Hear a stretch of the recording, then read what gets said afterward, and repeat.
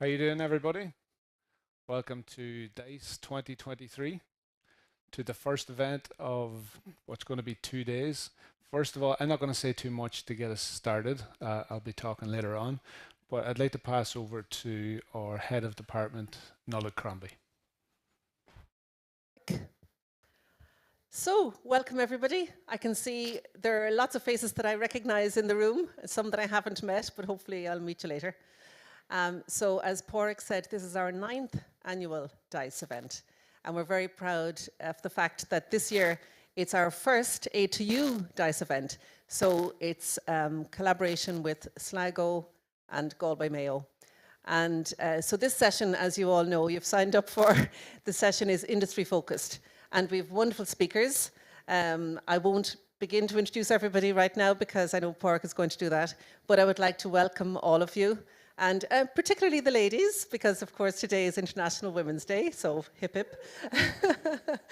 And we will then have a further full day event tomorrow, which includes TY students from schools all around the Northwest, and also third level students in the afternoon. So I think that's my bit for now.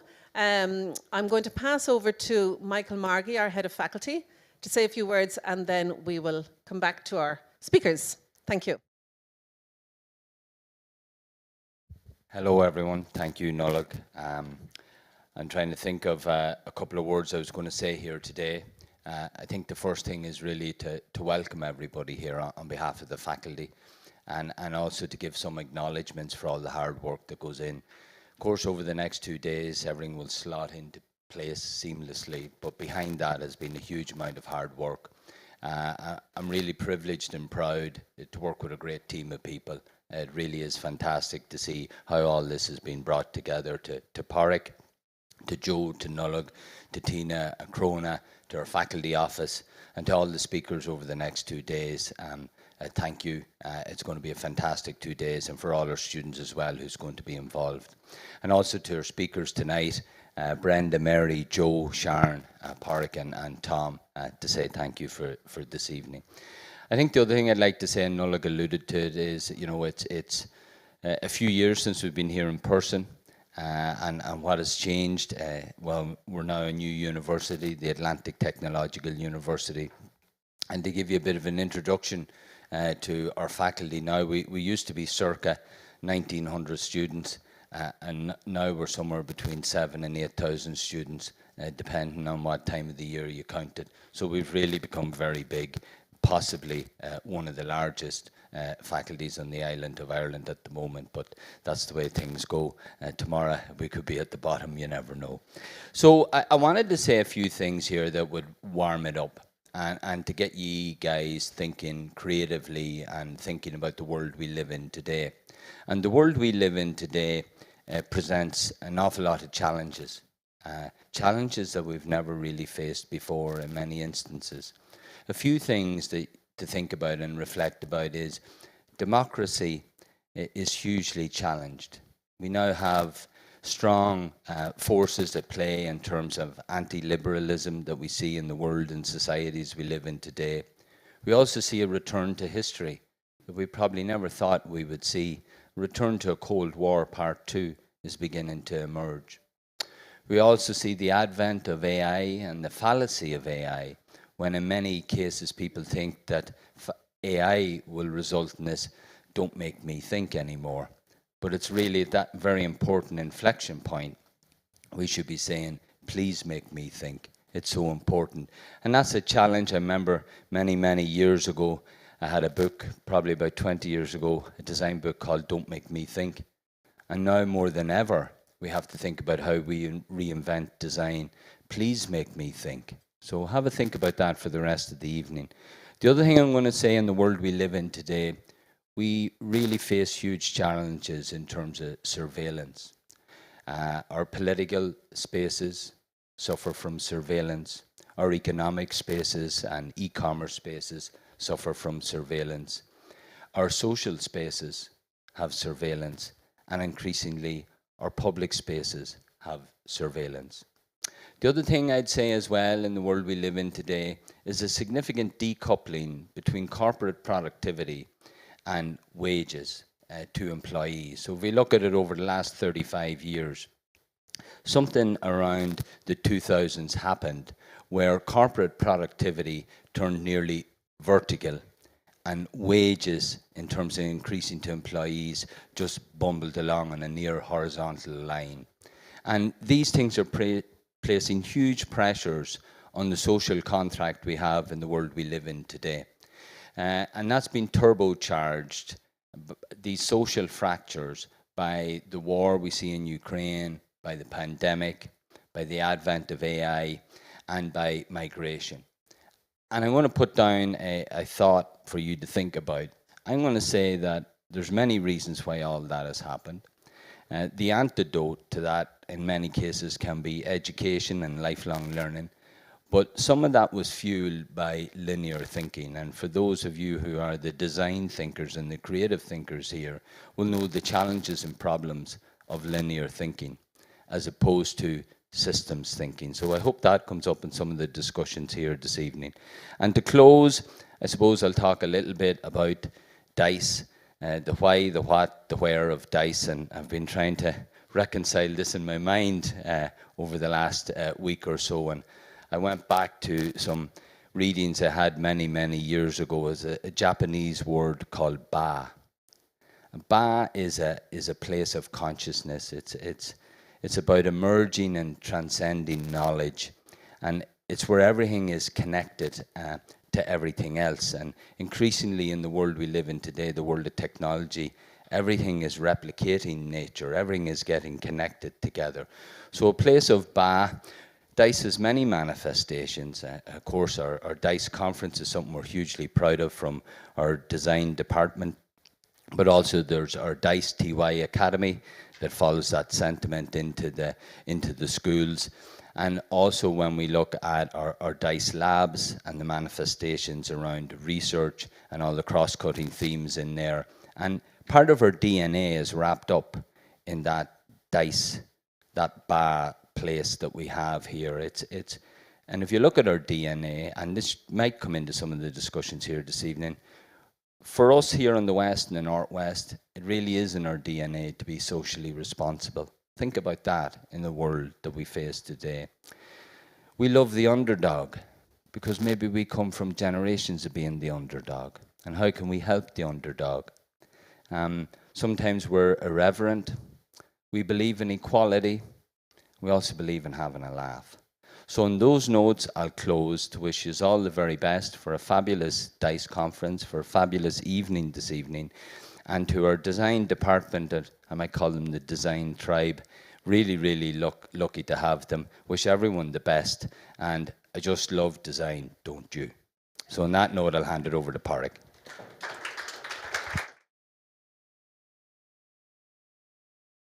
Thanks very much, Michael. So it's all about driving innovation tonight, and design thinking is going to be the key focus, and what we have said is the key to success. And we're going to hear different ways that design thinking has been used through industry and academia. We'll start off with Brenda in a second, and then Sharon Boyle is going to come on from ATU Galway. I'll be chatting to you about this whole all for one and one for all mentality of design thinking teams. Then we'll go online to Tom McLean, who's going to be joining us from Barcelona. And then we have Joe Dunleavy coming on, who's going to be talking about the work that they do in Endava and what he did on the UX Masters course here. Then we'll have a panel discussion at the end. Liam Porter is going to join us as well. Liam's doing his MRes in Design Thinking at the minute and just finishing up at the moment. So we'll have all the speakers then. So if there's any questions, feel free to ask along the way. But we'll also have a panel as well if you want to pick up on anything. So it is National Women's Day, and we do have the first female head of enterprise in Donegal here. Brenda is passionate about supporting businesses and helps them to start and grow, and has a background in business administration as well. So please welcome Brenda Hegarty.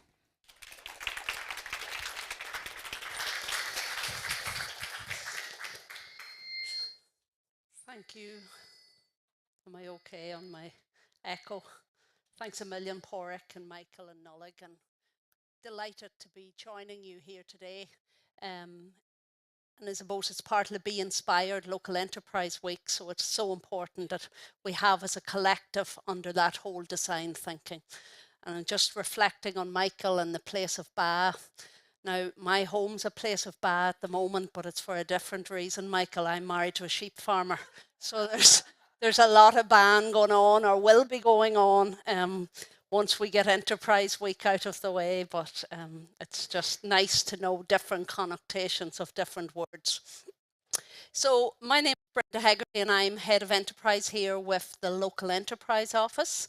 And this next few minutes, I'm going to bring you through some of the financial supports and different supports that are available to support design thinking, innovation, and the development of industry and enterprise in the county. So the Local Enterprise Office, we are based within the local authority. We are funded through Enterprise Ireland, and we're mandated to be the first stop shop for people that's planning, starting or growing a business in Donegal. So traditionally we would have been 10 employees, but our mandate has been expanded now to include up to 50. And we offer a wide range of different supports. And I suppose as part of Enterprise Week and our other initiatives, it's all about creating that entrepreneurial spirit and culture in Donegal. And I suppose ultimately it's all about creating jobs, creating communities, sustaining communities so that we can live and work and socialise in such beautiful places as Donegal. A way of start, the first thing I need to say is we need more entrepreneurs. We need more people to apply that design thinking, that innovation into entrepreneurial spirit. So I suppose your county and your country needs you. So do think about the opportunities in enterprise and how you can transfer your skills in and grow businesses in the county.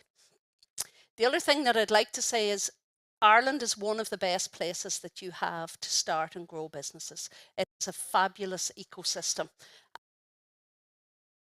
Ireland centred, but they are mandated as the enterprise agency to support Indigenous businesses. We all know the benefit of FDIs, and they certainly are very beneficial at a local and a national level.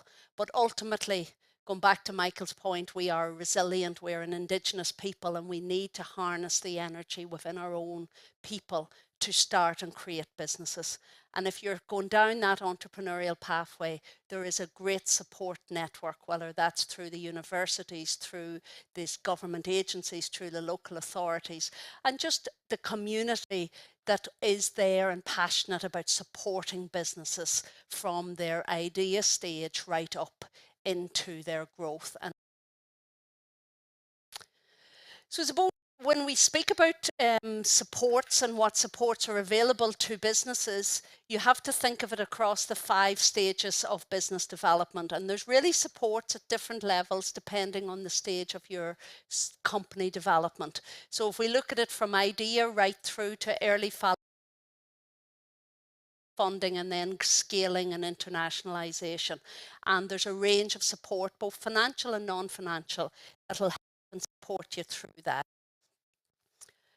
So at the very early stage, I suppose the local enterprise, and that's who I'm representing, can help businesses right across those 5 stages. And we'll go through some of those supports. The New Frontiers programme, which I'll bring your attention to, as well as Enterprise Ireland, in particular the High Potential Startup programme. So it's about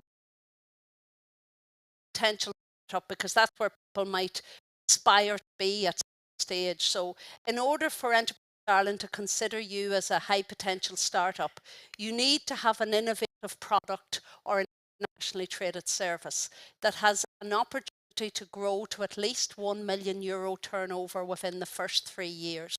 You need to be less than 5 years old for a corporation, and you need to be headquartered in Ireland and have your senior management team based in Ireland. And you must be involved in manufacturing or internationally traded services.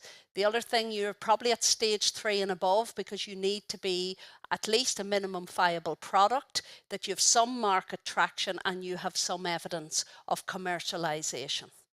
So basically, this typifies the map of where businesses grow from ideation right through to a high potential startup. And that's an ideal growth path.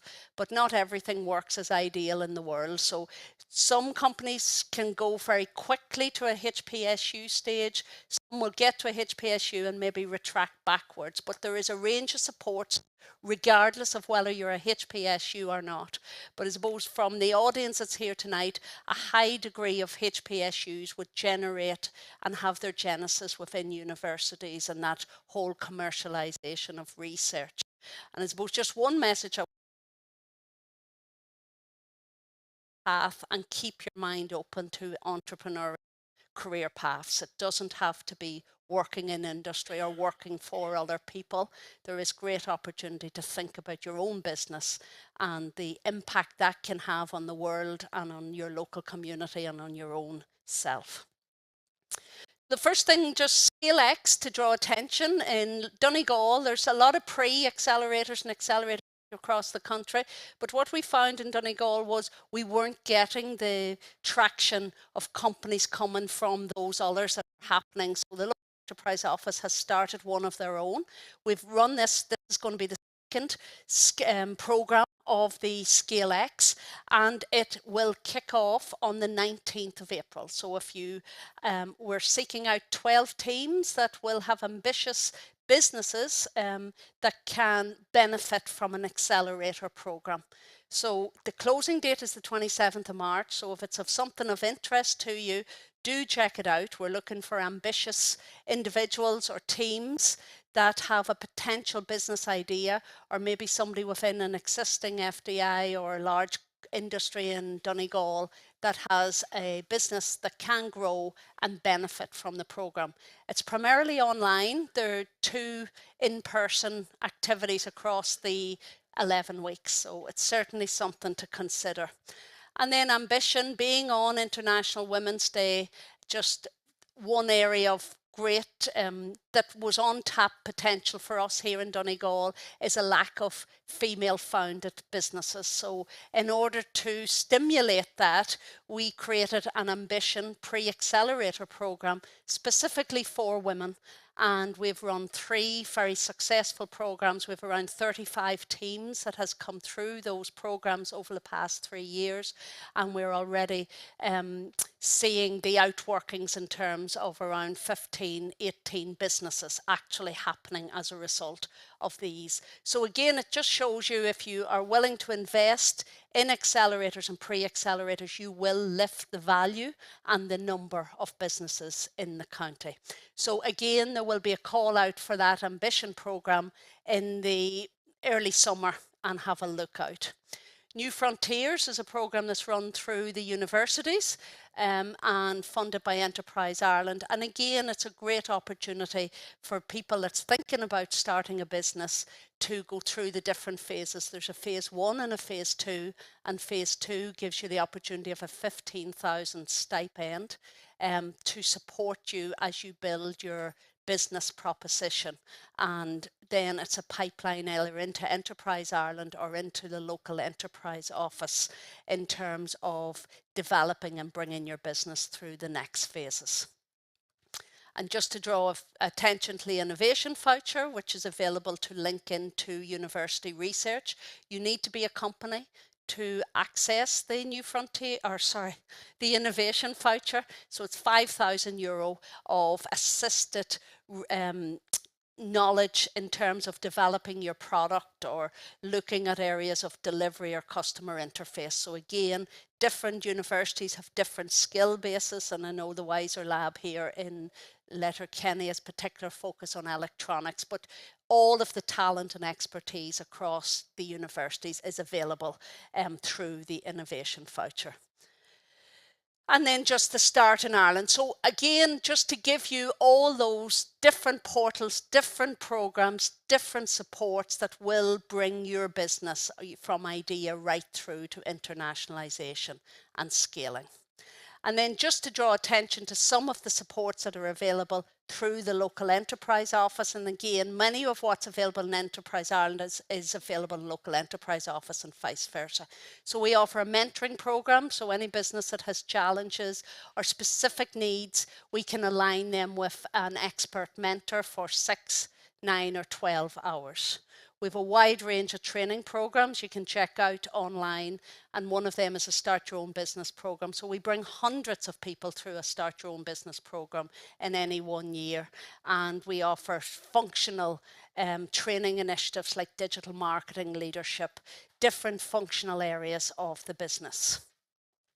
There's a wide range of financial supports available to help people start and grow businesses, one of which through the local enterprise office is a feasibility study. So if you have a business idea and you need to maybe do more research, maybe bring it to a MVP level, you can get up to €15,000, 60% support to do a feasibility study to test out, is this business feasible? Can I have customers? Do I have the right product? So again, it's a great option for anybody going into business. We have priming grants, which are really startup grants. So startup grants, 50% up to 150,000 is available for any new startup in the county. So that's a sizable opportunity if you have the right business and you need support. And that support can go towards jobs, new machinery investment, maybe consultancy expertise, so a wide range of opportunities through that. It's available if you're in the manufacturing or internationally traded service, so you have to be in that sector in order to access that. Agile innovation, available through the local enterprise office and indeed Enterprise Ireland, is an investment in research, development, innovation, and all that design thinking and all of that can be applied through this agile funding. And again, up to 150,000, it's at a 40% rate. But the interesting one on this is that your own time can be contributed towards match funding. So you don't have the actual outlay of the match funding. So it's a great opportunity for anybody that's in business. And there's a talk tomorrow actually on it, and 2 of the businesses that are doing really well in Donegal that started from very small and humble beginnings. MMG in Killybegs that has made the gangway, came through that agile and developed. He moved from a service engineering basis to a product manufacturing, and that their support really helped him, as well as Accountant Online and Larissa Feeney, again supporting the expansion into Scandinavian markets. And then when you move through to your next stage, then there is business development and expansion grants available. So I suppose all of that's testament that there is no lack of supports to stimulate more startups so that we can grow more quantity and as well as the value of businesses. And then just as opposed to draw the attention on the different networks that's available, because there is such a good ecosystem of networks that's already established in the business or moving into that business space, just to be aware of what networks are out there, whether that's the Donegal Women in Business Network, the Engineering Cluster Network here through the Local Enterprise Office, the Ambition, Creative Coast, the Food Coast, and the Enterprise Europe Network. So there is no want of networks available. There's a tech cluster as well here in Donegal that is available in your own space, whatever industry you're going into. So that's a whistle-stop tour to the supports and the financial and the ecosystem that is available. So I suppose I'd just like to end today and wishing all the females a very happy International Women's Day, and to really encourage you to think about where your enterprise journey, and you can, transfer your entrepreneurial and your innovative and your creative skills in that entrepreneurial journey.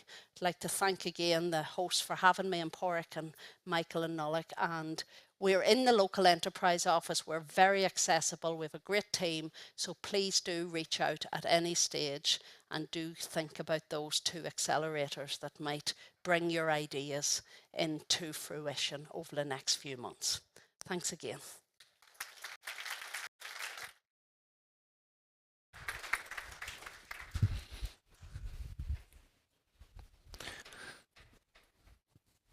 Very great. Thanks very much, Brenda. I know Brenda has to rush off to another event, but I do think we have a roving mic. If you have any questions of any of the speakers, please raise your hand and we'll get a microphone to you, just so we're streaming live here as well. If you have a question, we can get a mic to you. Has anyone any questions for Brenda? No? Okay. Well, next up we have Sharon Boyle. Sharon's a past student from the UX course that we have here at ATU Donegal. So it's a UX Design Masters, and Sharon was on the course, was it last year? Oh my God, right. But is part of ATU Galway, one of our partners now, or that we're now joined with. And Sharon's going to talk a little bit about program and curriculum development. So please welcome Sharon Boyle.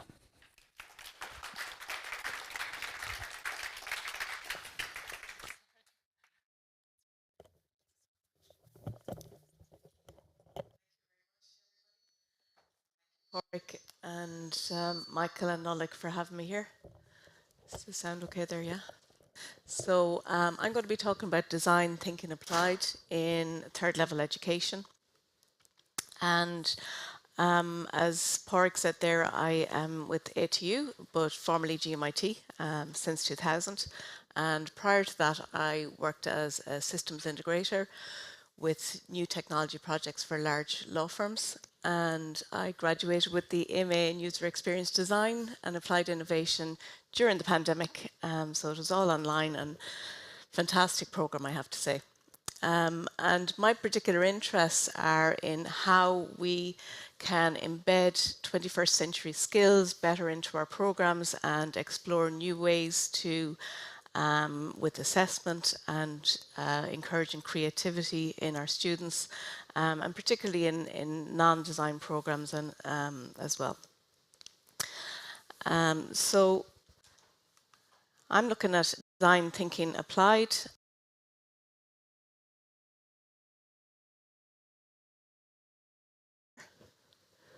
Can you? Sorry. So using a design thinking approach can support collaboration and learner engagement. And what I'm going to look at is how design thinking might be applied to assessment and research. And I'm sure a lot of you are familiar with the design for D-School. So I'm going to be given an example of a project that I do with postgraduate students that are studying on an MSc in digital media marketing. A lot of those students would be from SMEs, new startups, and very large enterprises as well, looking to build some additional skills to bring back to their organizations, or maybe to help them with their careers. So I'll talk you through an example of an assessment that I do with them. Well, first, I thought this quote was really fantastic from Bernard Roth, and it's looking at how design thinking empowers learners. So what he said is design thinking is basically a type of learning by doing methodology. It is obvious that giving students the opportunity to do something real can be inspirational and often more effective than abstract and seemingly meaningless learning. Design thinking has the power to flip students' mindsets. I have seen students move from being powerless learners to confident creators, from passive learners to powerful teachers, from needing mentorship to becoming powerful mentors. And I think given what Michael was saying there earlier about how we have to encourage people and empower people and to think more, I think if we can have that in our programs, it really empowers students, not just for their careers, but for their approach to life. Now, when I'm going through the example, I'm going to be talking about Miro app. A lot of you might be familiar with this particular app, but I use this quite a lot for blended and remote workshops. So it's a great app. You can sign up for free with that, and it has templates that you can use to make meetings and brainstorming sessions, particularly if you're trying to work at a distance. So we would use these to help us support the workshops. So I'm looking at design thinking approach in postgraduate assessment, and this particular project, what the students have to do when they start in January is plan out a website, and they spend the first half of their modules, 6 weeks, planning out a website, and then for project 2 they progress on to actually building the website. And the idea behind this was really to help people that are working in very small businesses know how to deal, what the whole process is about getting a website established, how you think about it beforehand, how you identify with your audience, and then how you actually go through the process of building it. So even if you are, availing of some of those fantastic vouchers that are on offer from Enterprise Ireland and Leo, it's still good to know what is the thinking behind the website and why you're building it, so that you have better engagement then with your audiences. So as part of this process then, this is what I do in the background. So this is kind of the scaffolding I put in place so that the students are able to interact well with the whole project. So I go through this process, and I'll explain what I'm doing here as I go through it. So the first thing we have to do is onboard the learners. So anything with design thinking, you have to make sure people are comfortable and in a safe space, and they get to know each other, and they feel they can contribute and feel that they're listened to. So what we do on Miro, or what I do on Miro, is I set up a common board space for them to all go in and introduce themselves, talk a little bit about themselves and their interests. And because their distance is important, they start networking straight away. So the lecturers also take part in this, just to give an example then to the students of how we're working together. So that's what it looks like. So they all go in there, and they're all contributing about themselves, and they can find their LinkedIns and all the rest of it, just so they get fully on board. Then I go through some of the basic concepts of what they have to do for this project, and I give them a timeline and all the steps that are involved. So that way, as they're working through it, they know exactly what they have to do at certain points in time. And if they're a little bit behind, they know how to get things back on track for themselves for their project.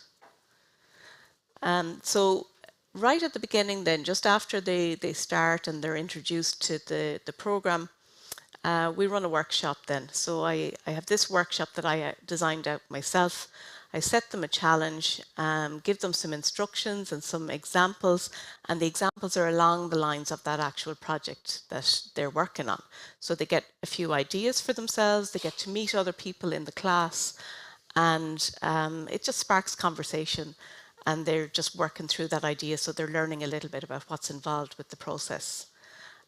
So once, and the other good thing about that as well is if there's anybody that's, a little bit concerned about the technology, or, a bit worried about trying something new because they might have a marketing background but not enough digital, they help each other out. So it's a great way to get that support right from the start for each other.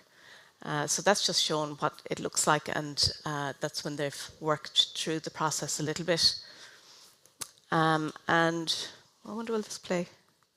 Oh yeah, so that's what it looks like when they're actually on the board. So they're in teams, they're sent out into the breakout group, and whatever breakout number they are, they go to that space on the board and they all work together. So in that space, and I can kind of see and make sure everybody is working okay and go in and help them if there is a problem. But they're chatting away and working through the process together. And this type of approach is very suitable for small businesses as well, or any business that wants to generate ideas and have conversations, but create some content around it as well, and put their ideas together. And this particular workshop would have had about 30 people in it. So it can be scaled up to bigger groups as well, just as long as it's designed in a way that they're able to work away themselves, and I can easily get in and help them if they need it. So then they go on to their individual work. So they're following the design thinking stages, and they're going through researching their users, they're developing personas, and really thinking about what they're trying to solve and who they're trying to solve it for. And then we move on to an ideation workshop. So this is about a month after they start. They have a lot of their ideas put together and thought about. So when they come back, they're again, put into breakout groups. They write a little bit about their project, and they put up some post-its about some of the content that they're going to have in that project. And then what they do is once they have a little bit up about their project, they swap around the board. So every person gets their content sorted by one member of the group. And what that's doing is just giving a more objective view of their work and allowing them to look at it from a different perspective. Then they all get together and go around and look at each project and generate some ideas around it. So the rule basically is that this is divergent thinking. So they're contributing ideas, but they're not making decisions. So it's all contribution, but no decision making. That's for the individual to do later on. And that's what it looks like when they have all their work sorted. And they've moved around the board, so then they would have conversations about their actual project then. So then, like I said, they're converging, so they're making decisions. They go off and make decisions themselves about whether they like those ideas, whether they want them as part of their project, or they might have some new ideas to add to it as well. And then they refine down their idea with a user flow and some wireframes, and then they build it out a little bit more into a prototype so that they have a little bit more of a visual on what their work is going to look like. So then once it's completed, they do a reflection and they journal all this work on an app called Adobe Express. So that means that they have something to actually show if they're going for interviews, or even just to prep themselves for their own interviews, or just to reflect upon what they've done. And then they'll move on to build a website, and they're basically going through the design thinking process again, where they have to learn how to use the software and solve problems and figure out what elements are going into this project. So feedback I've got from that is that they feel very confident about what they have at the end of this project, and that it's a lot of small businesses have come back to me and said they've saved a lot of money because they've built their own website, or they know better about decisions that they can make for their website, and they can discuss it better then with developers. So they felt it really did help them within their business. And just briefly then I'm going to look at design thinking and research. So the double diamond is a model that's often used with design thinking, where initially we have a challenge, a problem, and then we progress from research to design in 4 stages: discover, define, develop, and deliver, until we reach an outcome. Not linearly, so it's often cycled through as we're going along. And after the first diamond, we usually have then a more refined problem definition. So sometimes when we're doing design thinking, the challenge that initially is laid down may not be exactly what we need to solve. So there might be other factors at play that help us in the process. So the idea with the double diamond is that we have divergent thinking, convergent thinking. So at discovery, we're looking out, we're researching, we're trying to figure out what's going on, and then we're making some decisions about that. And the same then in the second phase, where we're doing develop and deliver. And the important thing for the first diamond is that we're designing the right thing, and then that we're designing the thing right. So that's something that's really important with design thinking, that we are ensuring that we are actually figuring out the right problem that we're solving. And like I said, that's all iterative, so we often cycle between each of those stages. So just to quickly look then at how we might use that in research, and this would also be suitable for co-design with industry as well. So with the double diamond for the first stage, we could have research activities, exploration, and secondary research. And then for the convergence, we might have ethical approval, looking at the methodology and research design. And that might have an output of a research question. And then for the second diamond, we might be looking at things like primary research and experimenting with the data. And finally then write-up activities and delivering the dissertation and research output. And just as I've said before, you're not going through that in a linear fashion. You're often cycling around as you're doing that. So I suppose the important thing about design thinking is that it can really help the learners in terms of engagement and the quality of the participation they can have, because they're trying to solve a problem, and it's very engaging once you find a problem you want to solve and you want to go through that process of trying to solve it. It equips learners with strategies for solving complex problems in their personal life and careers. And I think in education, we are, constantly innovating and embracing change, but we now have a lot of new technologies, and we need to figure out how do we work with those effectively, because obviously these new technologies are impacting industry. So we also need to ensure that we're integrating those into our practice as well. Design thinking is flexible and can be used for research, program development, co-design, and industry partnership. And I suppose, how can we collaborate more effectively? And developing that space for collaboration is important. And I think now that we have the ATU, there's huge potential in terms of how we can work across the ATU in building up and already fabulous expertise across the ATU in this. So there's huge potential in terms of how we can move forward with using design thinking approach. So that's me. Thank you very much for your attention, and I'm done.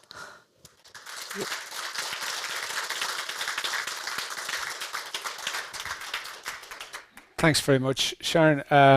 So Sharon was part of the that year that was all remote, and it was and it was the first. It kind of instrumental in what we did the following year after that, and we've now moved on to kind of VR stuff that wasn't there when you were. No, we hadn't done the VR stuff, but it was the Miro stuff that really was a game changer for me anyway. And I just think it's fantastic, the potential of what you can do with for industry in terms of collaboration, and just create that creative space and space for thinking. Yeah. Anyone in the audience have any questions for Sharon? I'm off the hook. So You're off the hook. You're off the hook. thank you.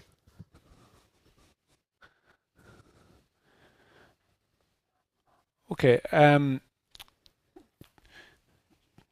just give me a wee second here.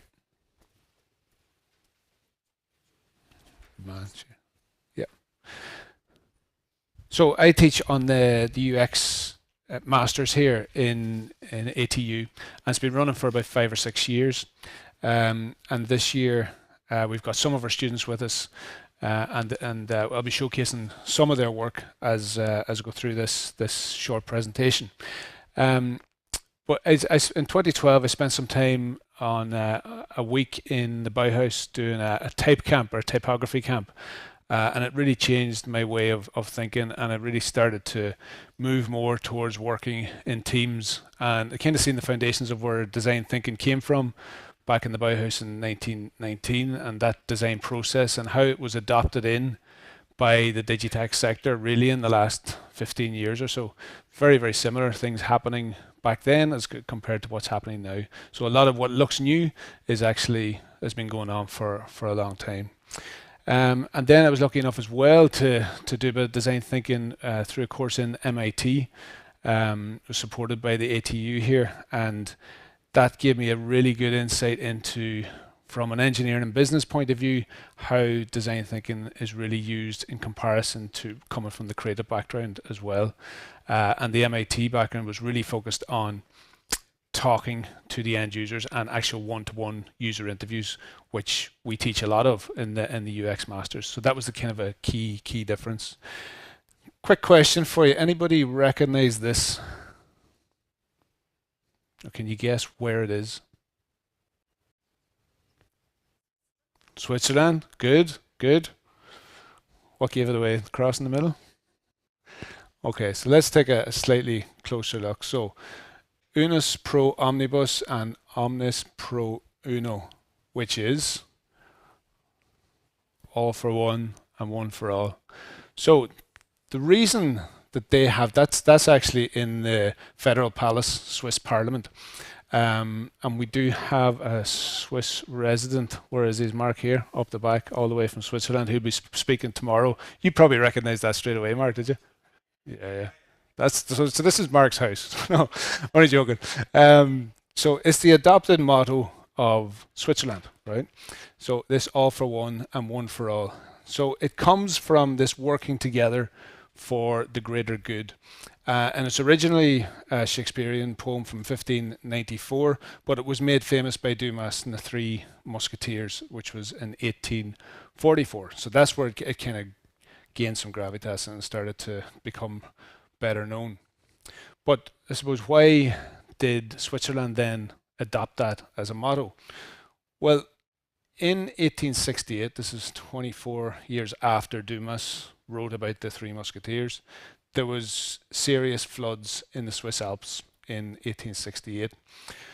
Now, officials or country leaders at the time, they launched an aid campaign under that slogan of all for one and one for all in various different languages, in Latin, German, French, and so on. So, but the real thing about that was to evoke a sense of support, solidarity, and unity.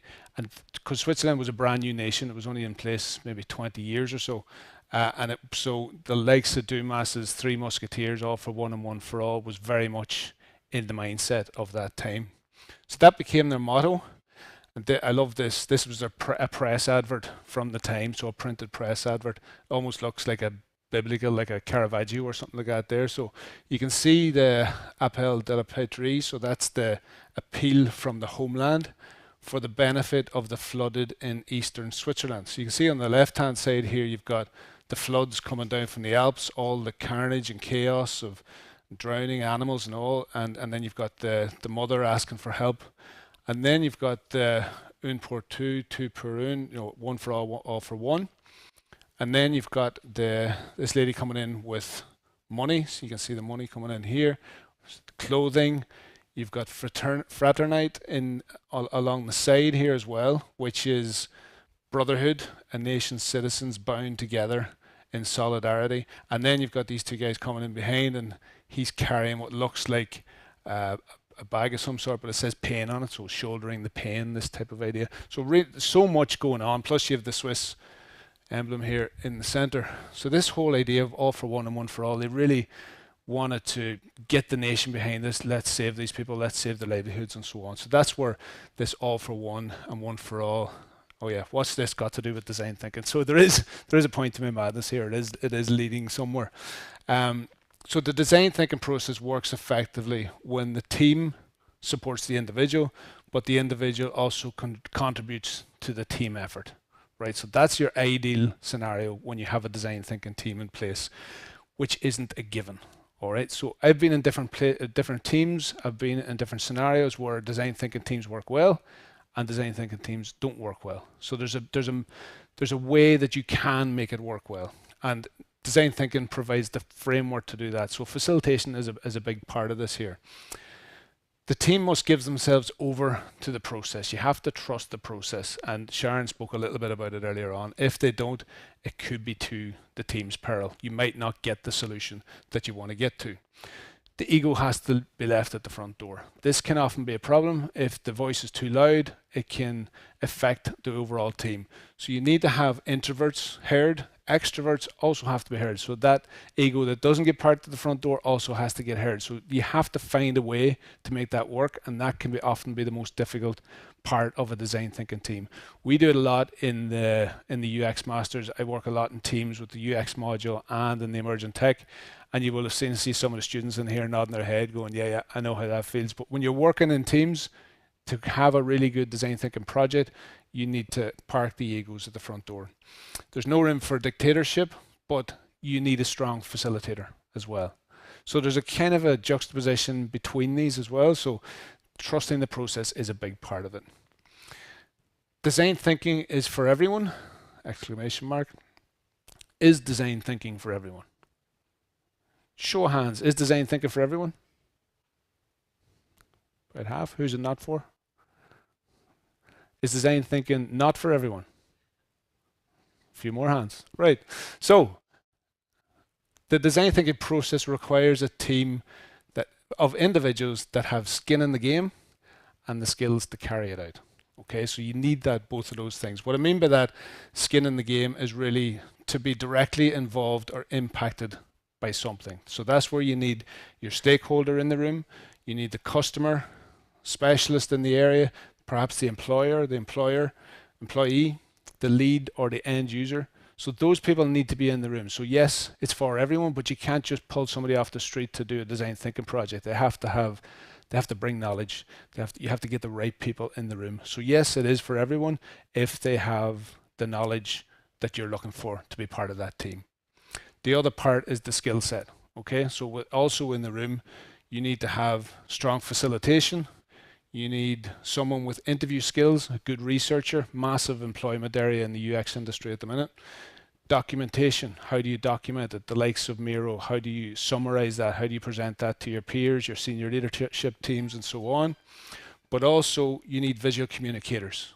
Okay, so the people with the design backgrounds, graphic designers, sit very well in design thinking teams, because eventually you're going to have to present this. Eventually you're going to need a prototype, and that's where you need the knowledge coming in from the people with the skin in the game, and also the skill set to back that up and to bring that to a solution. So really, skin in the game and the skill, very similar. I could do that all day. I'm still doing it. Okay. There's also kin is in there, that kind of kinship and family, that kind of idea. But there's also kill. So there's always rows in design thinking teams, and this does happen from time to. So skin in the game and the skill to carry it out. And that's what we see coming through in our masters in UX design and applied innovation. You can see that from the students that apply. They're not all designers. There is designers in there, but there's also the people that have skin in the game that really want to know more about it. They're coming from senior leadership positions. They're coming with heavy research backgrounds, working with designers, animators, UI specialists. So there's a great mix coming into that UX Masters course. And I just want to show you a little bit about what we're doing with them at the minute. And that we're pushing the boundary a little bit of bringing the remote design thinking teams into VR at the moment. They did present, and I said I would show one of the videos. There was 3 videos submitted, so I did do a hybrid of all 3 because there was good stuff on each of them. So I'll just play this video, and hopefully the sound will work. Hi, we're Team X. We're 4 students on the Emerging Technologies module. We're studying the Masters in UX Design and Applied Innovation. This is our project, exploration in VR spatial. We'll now take you to our project room.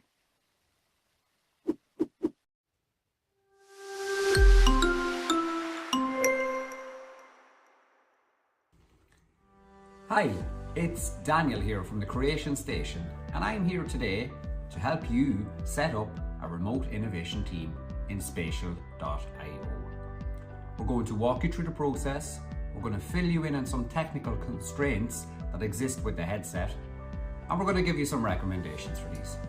So, let's get started. Spatial is like a video conferencing app in VR, only with a much smoother and more feature-rich experience. As mentioned, Spatial uses AI technology to turn your 2D photographs into 3D renderings of your face and upper body, and it does this with incredible accuracy. This is our design space. We think it's kind of cool. Virtual reality can be an excellent tool for remote teams. It can provide a powerful way to collaborate and share ideas, as well as create a virtual environment where everyone can interact together in real time. We've created 4 fun interactive challenges to help your team become pros at working in Spatial. Each challenge is designed to help your team master the skills needed to work effectively in VR.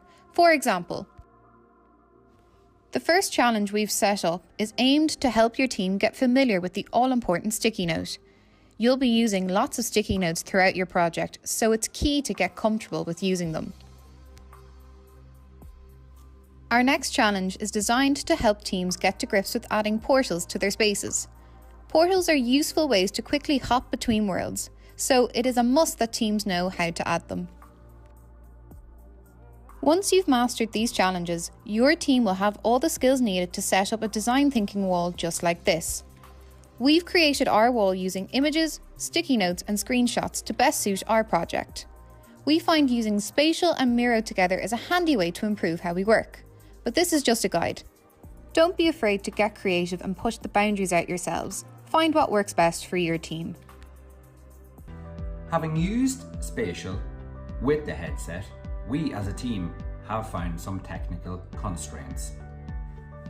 If you're using the headset, the first thing you need to know is you need to connect your headset to your profile. The next thing to bear in mind when using the headset is it has a very limited battery life. You need to avoid multiple logins. This means if you're logged in on your browser and your VR headset at the same time, you will be shown twice in the space, which may cause confusion for the rest of your team members. The second benefit of Spatial Virtual Environment is that it includes some use of tools that are beneficial for business meetings, presentations, and research. Huge walls that can be filled with sticky notes and photographs are readily available components that let people display their work. There's also a screen sharing option which allows you to show your presentations to individuals outside the virtual space that are using other communication apps. Spatial provides a simple but immersive collaboration experience in VR without a complicated learning curve. By recreating your upper torso, it offers impressive freedom of movement around the virtual world. And in case you don't have access to a VR headset, you can always use your webcam and Spatial account to join in from any device, although the desktop version can be somewhat cumbersome to use.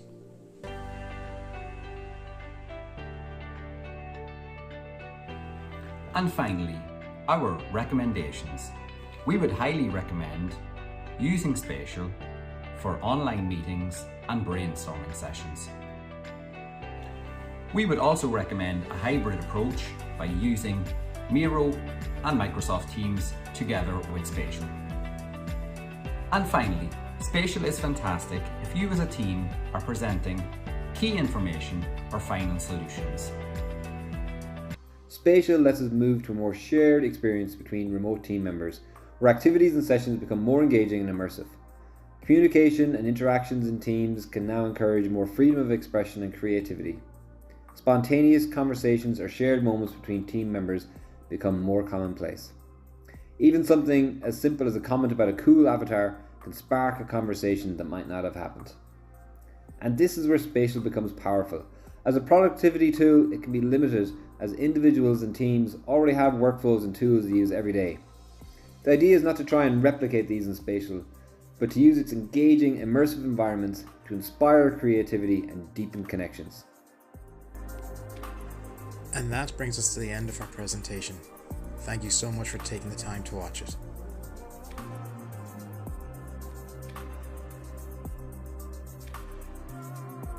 How far did you go? I went all the way out to the island and out and around. The whole bay. So there is a whole... But it's like... It's very Truman Show, isn't it? Yeah. This is what really happened. Take it for Go right to the bay and see if it'll let me jump off. Yeah, take it for a wee spin there and see. But it's really weird now. Oh, that's cool. It's actually puke-inducing. Yeah, it is. You get a real feeling of vertigo. Yeah. So we'll go over the cliff now here. Yeah, and then see if it'll let me jump off. Hold on now.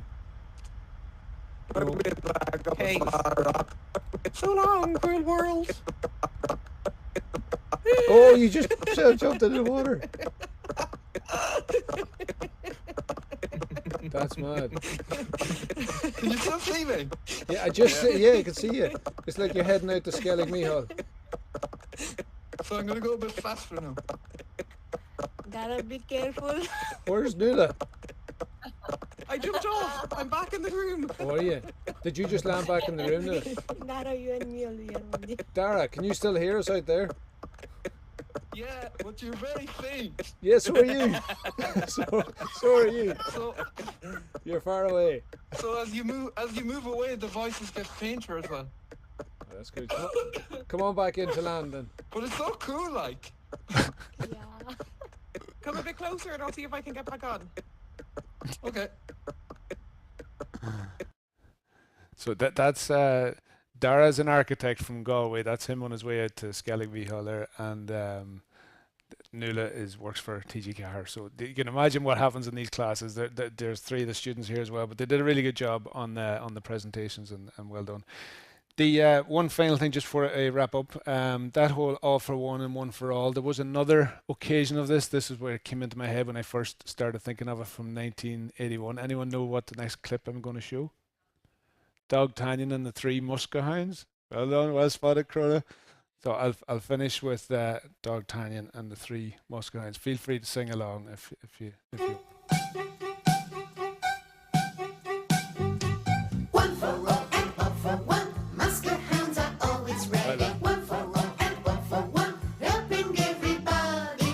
One for all and all for one. It's a pretty story. Sharing. They actually do go around and solve problems for people. That's their job. They're like a little UX team. Thanks very much. That's the presentation over.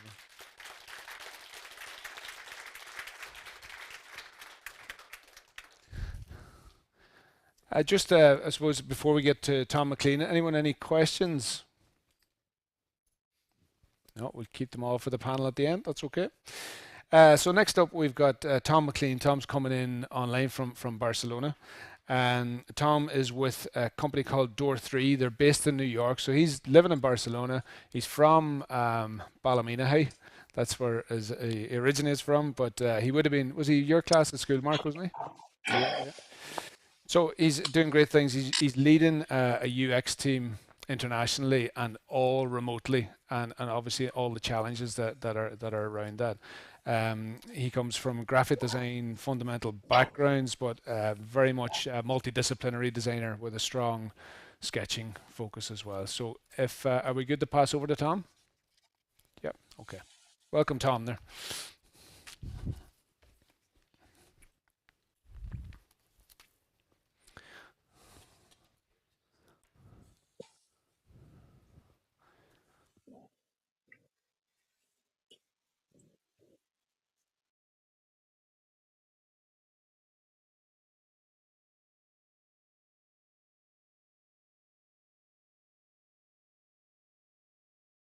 Hello, check, check.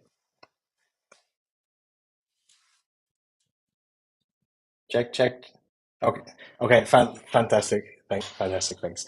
Hello, everybody. Thanks so much for having me, and thanks, Park, for the very warm introduction as well. That was great. My name's Tom, and I'm going to talk to you today about managing remote UX teams, international and remote teams, and how we can try to drive innovation in those teams. So without further ado, I'll just go ahead and get started, and we'll dive straight into it. Sorry, just let me see if this slide goes. Sorry, just let me.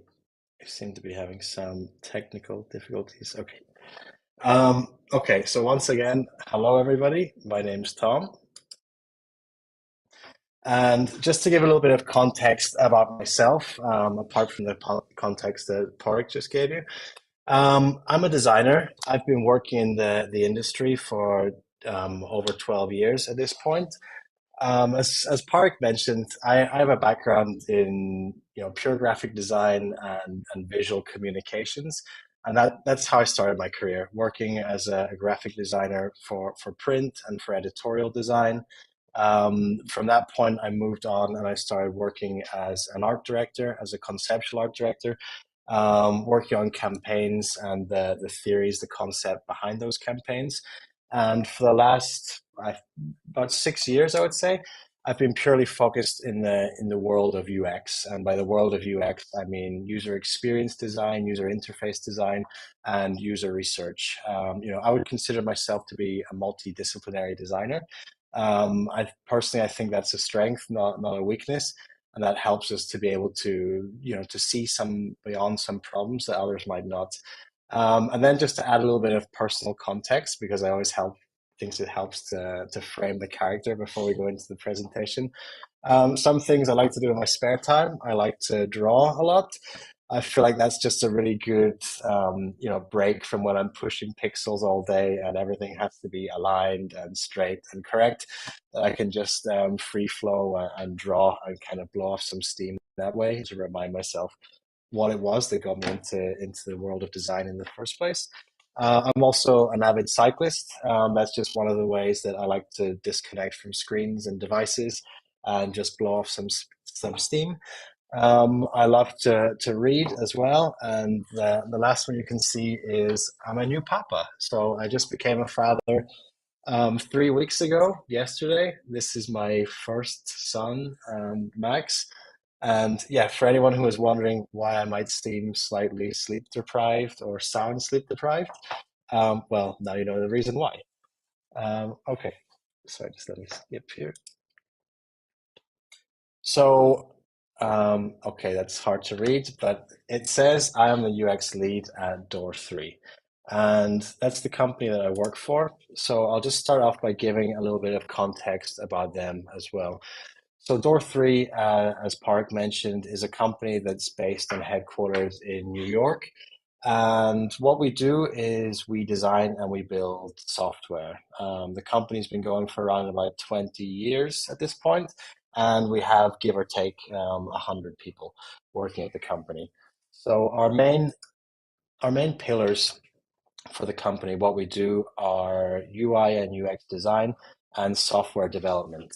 Now, those two things, they're not mutually exclusive to one another, and it just depends on the context of our projects and our clients.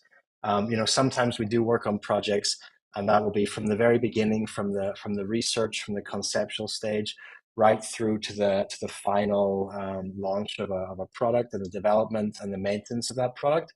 But we can also work anywhere along that spectrum as well. Some projects we have, just for example, they're only user research in terms of usability. Other projects are purely development centric, and anywhere in between on that spectrum. So that's pretty much what we do. Our clients are extremely varied, from very large enterprises and Fortune 500 companies, right down to many startups we've been working with over the last couple of years. So the work is very varied, but I enjoy that a lot. It keeps us on our toes, but it also means managing these things and teams and processes within those teams also aren't without their own challenges as well. So if we look one level deeper and we zoom down here, this is looking just particularly at our team, the UX design team. So we can see here that the team has 11 members, and currently we're based across 4 countries, which are America, Portugal, Spain, and Kiev. And the headquarters, as I mentioned, are in New York, but we also have a hub in Barcelona and another office in Kiev as well. And all the members based across those 4 countries, if you include the east and west coasts of America, we're operating across 6 different time zones. And the furthest expanse of those 2 time zones is 10 hours difference. So that leads to some challenges in terms of communication, collaboration, and that's pretty much what I'd like to talk to you about today. So time is a little bit tight, and I might have made too many slides. So I'm just going to fire ahead and go into this. If you've got any questions, please hold them to the end, and I'll try to give them the time that they deserve. But without further ado, let's just jump in. So how do we work together? We're a remote team. We're an international team. And the main things that I'm trying to drive in our work processes are communication, collaboration, guidance, and also growth. And I've put these points together just for some context. This is far from being an exhaustive list of these points, but these are really 7 main things that I try to do within our design team. And they're mainly just looking at communication and just keeping us on the same kind of level that we would be in what I call a pre-pandemic world, whenever teams used to work in the office together We used to have conversations in real life. We used to walk past each other's desks and see what everyone was working on and have a nosy and a peek. So these are the main points that I try to do with my team. The first one is fairly obvious. It's regular team meetings. We have our main team meeting every Monday. It's an hour long. Sometimes it bleeds over. And the idea is just for every member of the design team to share what they've been working on in the previous week, what they plan to work on in the current week, and to just to mention if they have any stoppers or any blockers that are getting in the way or slowing down their progress in their work. And the main idea is just to give the rest of the team, to give the whole team this holistic perspective of what everybody's working on and the progress that they're making on that. Some teams, even if there's 2 or 3 designers working on one project, there's several different projects. There's always different balls in the air. So it's just good to have this constant contact so people don't feel siloed, that they're just stuck in their own little world, and then they get to see the progress and the standard of work that the other designers are delivering. Then the second point is sharing and presenting internally. Design it's an industry, and presenting is really one of the key fundamental parts of that. And with my team, I always try to push everybody, in these key milestone parts of projects after, a particularly important presentation or a milestone. I like to get the team together and have those designers present their work to the team. It helps them, to build their confidence in that area, for one, but also it gives them good practice articulating the why of their designs and the design decisions they've made, and articulate their concepts. It also gives the other designers on the team opportunities to critique the design work or comment on the other design work of the other team members. The third part is design workshops, and these are, I've kind of tried to look at these as these would be like our fun Friday activities. And for these workshops, I always try to tell the team members, these are just for us to kick back and chill and relax. You can crack open a beer or something if you want in these workshops, but they're really just for us to build camaraderie and talk about things openly, and really to encourage everybody in the team to share their voice and their opinions. So the themes of those, they vary a lot. We can talk about our processes. At the moment, we are doing like very deep dives into our user research processes. Like we're trying to define exactly what we want to do for different contexts of different projects. But sometimes we just talk about design trends, or we talk about skill shares in some of the technologies that we use, how we can learn new tools that are arriving, or we just talk about like new technology or just things that are in the news. It's just a way for us to share and for us to become a tighter knit team, as you would in real life go for maybe, go to the park or go for a drink after work on a Friday. Then point 4, we have one-to-one check-ins, and I host those with individual members of the design team. And it's really just an opportunity for them to gripe, in a personal setting with me. So they can just tell me, problems that they're having, frustrations that they might have. And also on the other side of that, they can tell me where they're looking to learn and where they're looking to grow in the future, where they feel that their strengths are, if they want to work on projects that play to those strengths, or if they feel that they maybe have an Achilles heel, a kind of weakness that they want to strengthen. That's their space for them to tell me their goals, how they want to improve, and how can I hopefully improve things for them. Then on the flip side of that, we have mentorship and guidance program. And those are one-on-ones between 2 members of the design team, but they're not looking at any kind of hierarchy. We've removed that. So instead of having a senior designer trying to impart wisdom on a junior designer, they're just 2 designers talking about design or about anything. It's really just trying to build personal relationships at an individual level within the design team. So they happen, on a weekly or bi-weekly basis as well between members of the design team. Then point 6, we have in real life design team summits. A lot of these are techniques of how we can kind of, mimic real life experiences, but in the end, nothing beats real life experiences.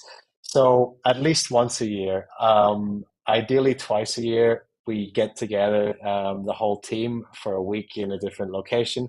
We try to clear our calendars from all of our client work. Easier said than done sometimes.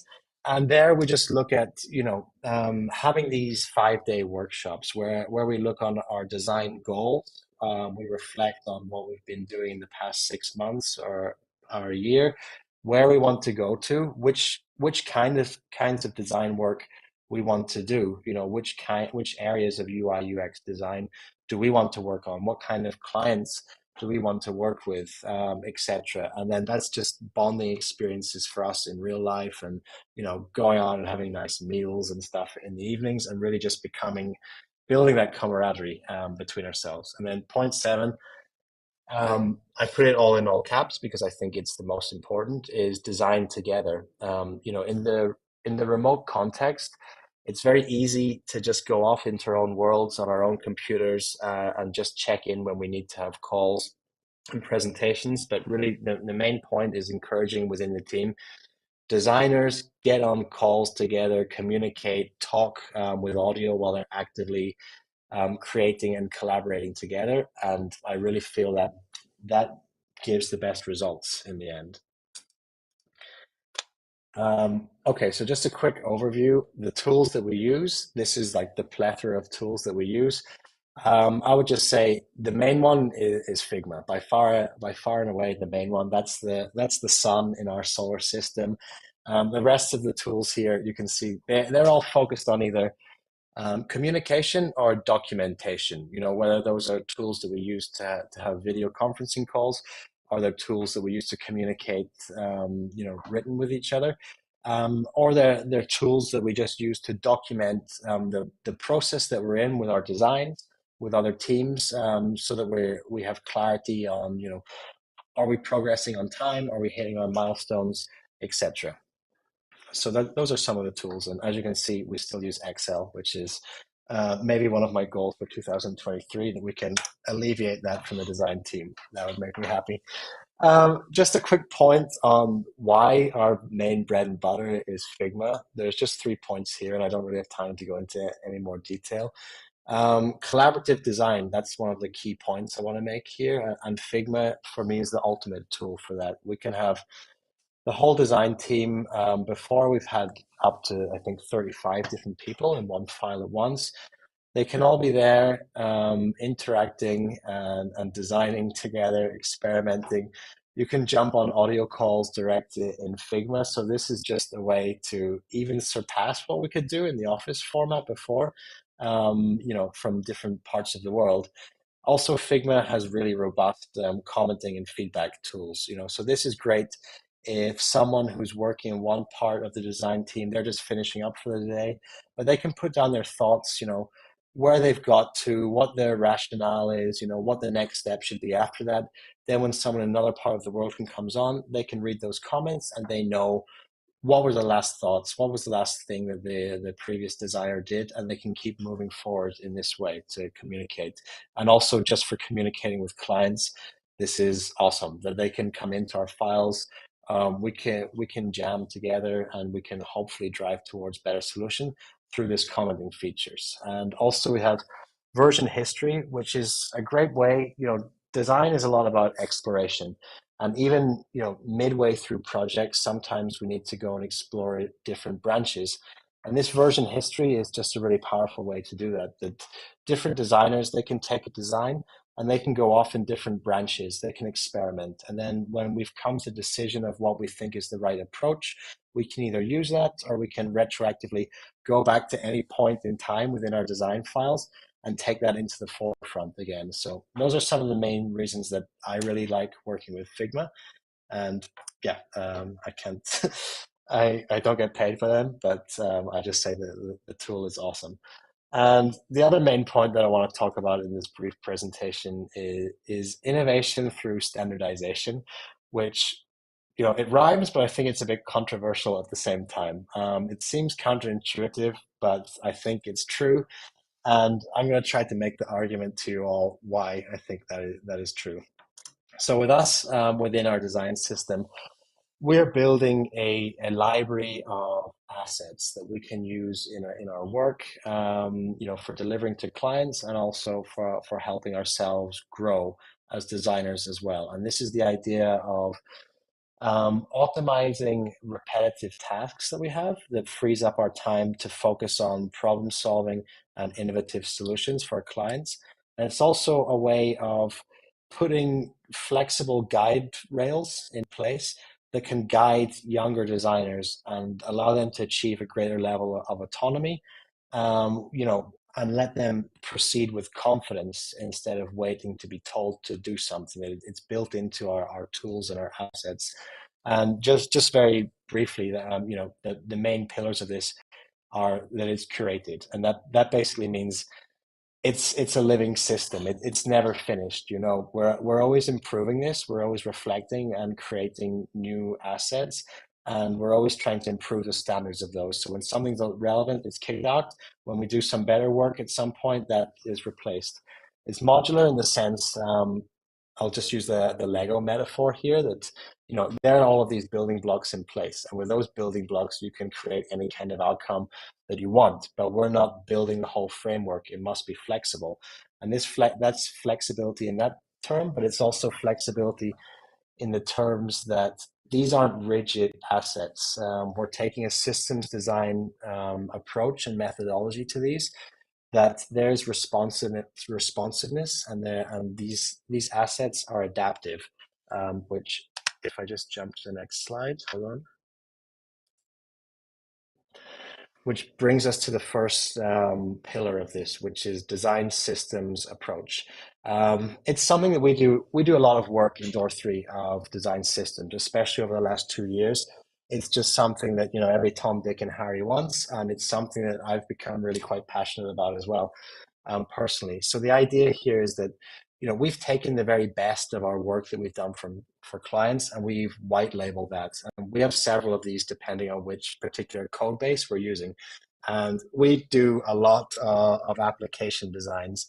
And here we have fully fledged design systems. So that just means that we can we can build compositions, we can wireframe really quickly and throw things together. Again, just alleviating that tiresome work and helping us just to get to the real meat and potatoes of what we want to do and build good designs. And then the flexibility and the responsiveness of this is once we start to move into this higher fidelity area, these design systems, they're built as fully master and subcomponent systems in Figma.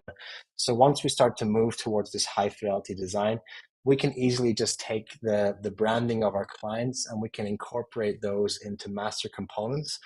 And then that will ripple throughout the whole design system. So we can build design systems for clients in a matter of minutes instead of a matter of months. And again, that's just freeing us up to work on the problem solving, which is the main part of design. With that same approach in mind, what we're trying to do is also build a series of user research workshop activities and also deliverables. We're looking at how technology is changing. And the previous talk was even touching on the metaverse. Technology moves at 100 miles an hour, but what hasn't changed in 30 years is the processes and the techniques that we use to conduct user research. So what we've done is we've created this library of assets that allow us to quickly put workshops together. And that gives us more time to focus on the actual content of the workshops, how we want to phrase things and think about which kind of learnings and insights we want to have from them. And it gives us more time to have retrospectives. What changes with these workshops is we learn from every workshop that we host. And from those learnings, we can come back and again, curate these assets that we have and just try to build them into more robust assets that ultimately lead us to better deliverables. And the same with deliverables. We just want to remove this tedious work so that we can focus on these insights and solutions for our clients.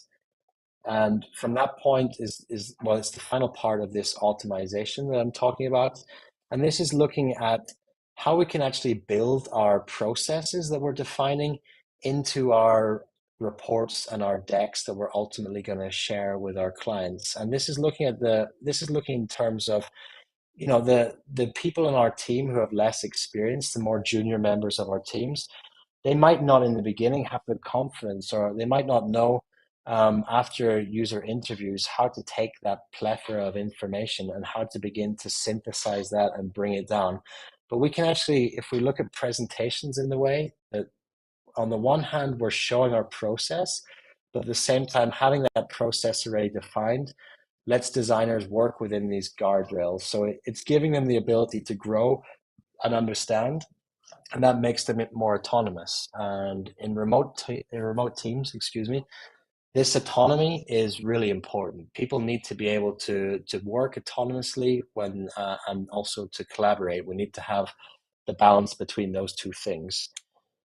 Okay, and I think we are running out of time, but there's just one more point. I won't take too much longer that I wanted to touch on, which is embracing the digital in the aspect. I've been talking about these in terms of our design team and our design processes, but obviously, you know, we work for clients. That's a major part. It's pretty much what we do. So how have these kind of processes affected our work? You know, touching again on the pre-pandemic world, we had these two images on the left. We used to have physical spaces that we went into, and the clients would come to us, and we would have loads of post-its, and we would put them in the walls, and we would ideate together. And we've gone from doing that to a totally digital environment, a remote environment. You know, there's positives and there's negatives to that. But I would just like to quickly touch on what I think are four of the positives or potential positives for that. And the first one is doing this purely digitally and remotely is that we can build in interactivity. And what I mean by that is we can have many different users and clients, if our tools are simple enough, come in and actively create in those. We can have active prototypes that we can use to show to our clients that they can use to create ideas off as well. We also, the point two, we have the ability to adapt and improve. You know, with these digital post-its and digital concepts and ideas that we're capturing, we can easily take those, we can duplicate them, we can explore different branches, we can erase things, we can just move much quicker in that way in the digital environment than we could in the physical environment. The third point is, this is a controversial point, but it's something I've noticed that, you know, whenever you facilitate workshops or just life in general, there's people who are more vocal. There's people who are, you know, who are much more, you know, they communicate. They're more outspoken than others. And I feel that in the digital environment, in some ways, it's given people this safe space. We have these screens, and people work from home or they work from offices. But I feel like through facilitation and through this switch to digital, it's given the people who might be the quieter voices in the room, it's given them more confidence in their ideas forward and their opinions. And really, you know, when we're facilitating workshops, the more opinions we have, the better. The more ideas that we can bring to the table, the more that helps us think, and diversity helps us drive better solutions. And the last one is also just about, it's about documentation and sharing. You know, previously in workshops, physical workshops, we would always have the mantra of ABC, which is always be capturing ideas, but also always be capturing, you know, with photographs, the boards that we're putting there, the ideas that are coming to the forefront. Now we have that. We can just record the meetings and we can go and review them afterwards. All the ideas, they're already captured in the digital space. And from that, it just becomes so much easier to share those and to develop them afterwards with our clients. So those are the ways that I think the digital and remote aspects are helping to drive the work. And that's my presentation. So I'd just like to say thank you very much. If there's time at the, I'm not sure if I've gone over time or not. If there's time for questions now, I'm more than happy to take them. And if not, we can answer them in the panel discussion at the end. So thank you so much for your time.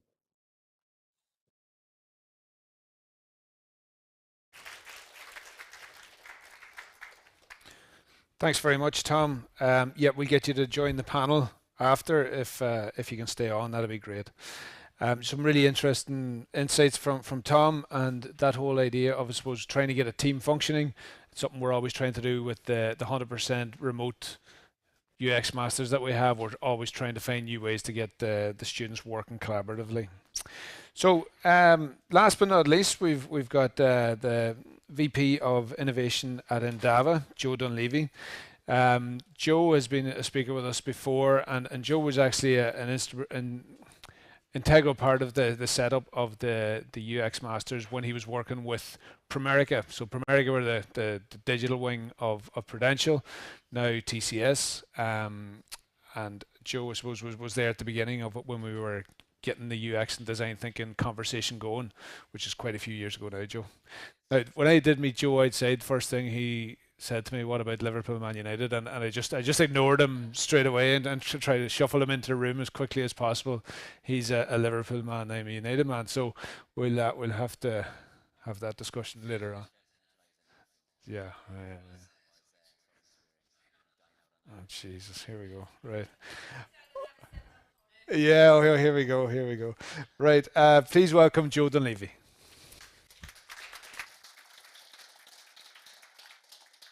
Thanks very much, Porrick, for the opportunity, and hello everyone. I know some of you, so those that I haven't met before, thanks very much for coming out. I'm going to touch a little bit about Endava, who we are, but to weave that into the conversation around, I also did the Masters, the UX one, and we needed to do a project, so I wanted to get something that would provide value to work that didn't just sit in isolation. So I'll talk a little bit about that. I'll talk about the insights we got from that, and there's a lot more reading if people want it or find it valuable as well. So that's it, and then we'll go quickly along to the panel discussion. So Endava, who are we? We do have an Irish office, but it's probably not that well known of a company, particularly in this area. As Porrick mentioned, I'm ex-Primerica. Was there for 16 years. I've been working for Endava for the last 2 years, just coming up in June. So we are very much a digital transformation company. So we do anything. So what does that mean? Anything that's tech, an app, a website, a VR experience, anything that a client needs. And we always talk about reimagining the relationship of technology and people, because there's a lot of stuff out there that people do already, but sometimes it's not very obvious, and we sometimes go in and help with adopting new technology, but also changing how people do things. So we're a little bit different in that we're agnostic of industry. So we work with all industries, we're agnostic of technology, and we're agnostic of the cloud provider. So we don't have a particular thing that we lean into more than any one other. Traditional IT services is in the black. That's companies in that space. I'm not going to name companies, this would be unfair. Then you've got companies that do a lot of business and technology consultancy, so they help you prepare your strategy deck, but they may not be in a position to help you deliver it. And then you've got digital agencies that sit there as well. We do feel like we play in there in the center, so we're that pure play generation.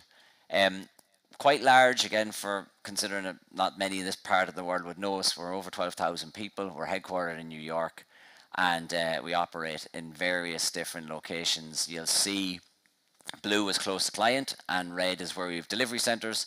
So we service, it's a nearshore model. We don't do offshore software development. So we deliver close to the client. What that means is typically within 1 to 2 hours, or in the same time zone as the client that we're providing services to. Within the Endava company, I work in a group called Catalyst. So I'm going to set a little bit of context about who Catalyst are, some of our capabilities, what we do from a design thinking perspective, and specifically around innovation, just to set the scene to tee up how it ties into the research. So Catalyst is the consultancy arm inside Endava, and we are very much in the vision, strategy, and working close to the client when they're trying to think about what it is that they're trying to do. So again, before we go and build something, let's understand why we're doing it in the first place. So that's the organization I sit within. Catalyst has a couple of different groups or capabilities, one of which is product acceleration or product strategy. I'll talk about that. The world of innovation, which is what I oversee as well. But I'll talk specifically about them because I think it's really important. This is where design thinking and trying to understand what you're trying to do first is front and center there. So this is not an eye chart, right? So I'm not going to read this and go to the detail, but product acceleration is a group that does things like product and digital strategy, very much in the design space, and gathering insights. It is fundamental to us that you understand what it is that a person or a client is trying to do from a product perspective. A lot of the times you have people engage in technology companies and going, we want to build an app or they even come with you, we want to build a Java app, and they even know what the app is, but then you ask them a fundamental question of why do you want to do that? More often than not, companies are trying to build a product or a service experience that hits people in a way that they become a customer, a repeat customer, or a new customer. So we typically lead with, what is it you're trying to do at the business goal? What is the company trying to do? Drive revenue in a particular area, grow products in a particular domain. It usually starts with a business goal. From that, then you have your product strategy, because ultimately, what we're trying to do for our customers is deliver a service or a product to them. So you need to kind of understand what strategy you're trying to drive towards first. Our product community goes in to assist our customers with what it is that they're trying to do. What's their product roadmap? Do they have a pre-existing product and they want to deliver it in a different geography? Do they have a brand new product idea that they want to have developed? It's nothing more than a concept. That's where we kick in and where we help them. The reason why I bring up product strategy is, you'll see from a methodology perspective, and you're going to recognize the double diamond there, we use design thinking very strongly in this group, and we find it a very, very good approach to helping our customers understand what they're trying to do from a product perspective. It is fundamental to what we do, and it's a really, really strong part of why we feel we are successful.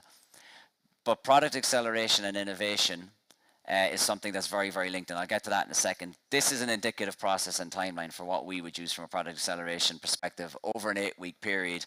I'm not going to go into the detail, but you're going to see a lot of synergies back to the design thinking process. This is how we fundamentally do things from a discovery and a product acceleration perspective over that 8-week period working with a client.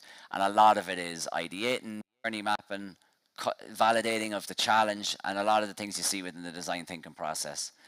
From an innovation perspective, which is the group I oversee, we help clients with innovation strategy, ideas to production. A lot of that's rapid prototyping.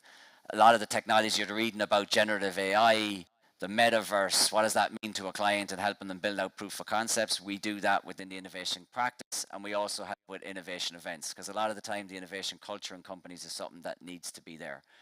The reason why, though, I like design thinking and the product approaches. I actually think innovation, to be honest, which is one of those words that people throw out and maybe are a little bit confused or not quite sure where to start.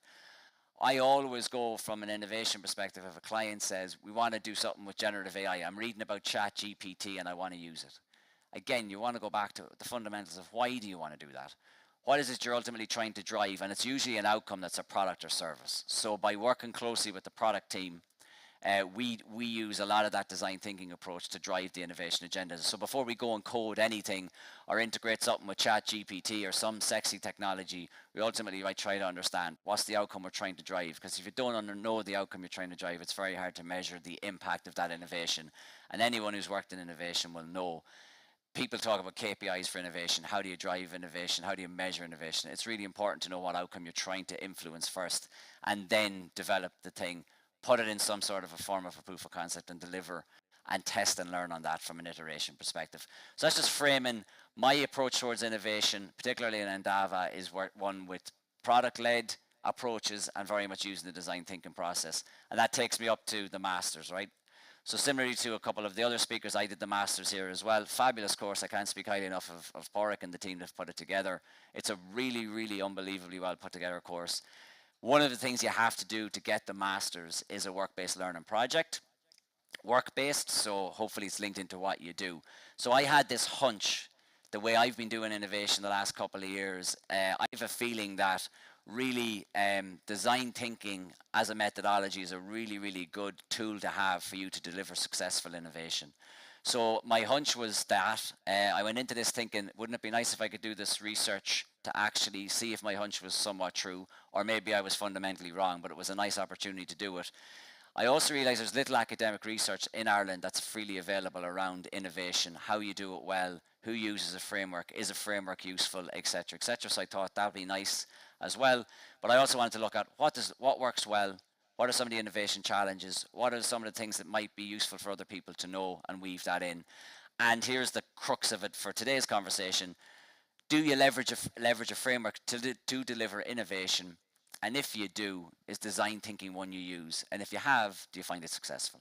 So that's basically how I weaved in how I do things at innovation and Endava and working with our clients, and then some of these hunches I have, but proving it out through a bit of research.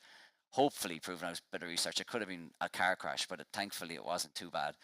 So the approach we used, it was an anonymous approach. It was a small sample size of 50, and it's important to state that because academic research, people like dine out in this stuff. If your sample size is small, you really can't go to like, oh, I fundamentally found out. There was 50 here, but that's important part, it was anonymous. I did it anonymously for a few reasons. I wanted to be able to provide to the Irish ecosystem, who were very much part of the research, my findings so that hopefully it was useful to the rest of Ireland Inc. So it was anonymously done through Microsoft Forms in the form of an online survey. And I also did 17 expert interviews with people from across various different company sizes in the country. It was really important to have diversity there. So it was people from small, large and medium companies. We had everyone from startups to people who were running innovation practices with 300 people fully employed in research capacity. So it ran a very broad spectrum. But that was really, really important because I wanted to gather insights that I thought would be useful to share. And because it's anonymous, I published a paper about 5,000 words that's much more detailed than what I'm going to get into here. If people are interested in it, you can read it. It's freely available. But because it's anonymous, I was able to talk in the truth without putting names to it because I thought that would be useful to all. And again, targeted Irish organisations. This is a very high-level research summary. Again, there's a link at the end of the deck if you want to read more in the blog or if you want the actual piece. But a couple of things I thought were really, really interesting here. I mentioned 50 already were involved, 33 surveys, 17 interviews. A couple of things I thought really, really interesting. How easy is it to drive success? So roughly 54% find it either hard or very hard. That's hardly surprising, but it's still useful to kind of know. A couple of other really interesting things here. I have information up there about the size of the companies and stuff like that. How many track lessons learned? 65%. That's really good. It should be slightly higher in my opinion. If you're not learning, you're not innovating. If you're not understanding what you're finding out from failure, and again, even the word failure, there's like some Irish people kind of wince at the word failure. If you're not failing, you're not learning. If you're not learning and tracking it, you're not innovating. And that's a fundamental part of innovation. So I thought that was really, really interesting. Two other things I'll talk about here very briefly. Do you use a model to drive innovation? 52% yes. I don't want to know what the other 46% are doing because and Tom touched upon it already.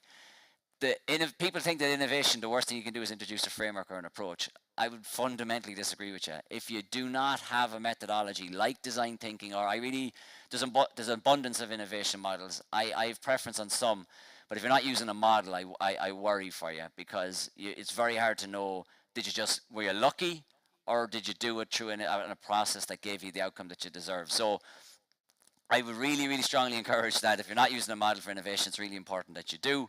And then the other thing is, and this is like where my hunch was, and I was really happy with this one, of those that are using a model, roughly 62% are using design thinking and found it to be really successful for them. I covered the detailed findings. We're a bit stuck for time. I'll touch upon one or two that I didn't.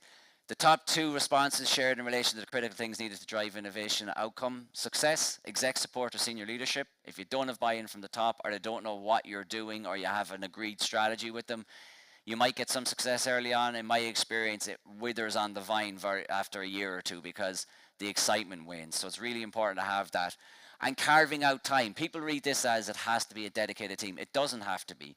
But if you're not encouraging innovation through 10% of somebody's time, a hack event, or you're encouraging people and celebrating innovation, it's very, very hard for it to grow and for it to materialize and have a longer term tail on it.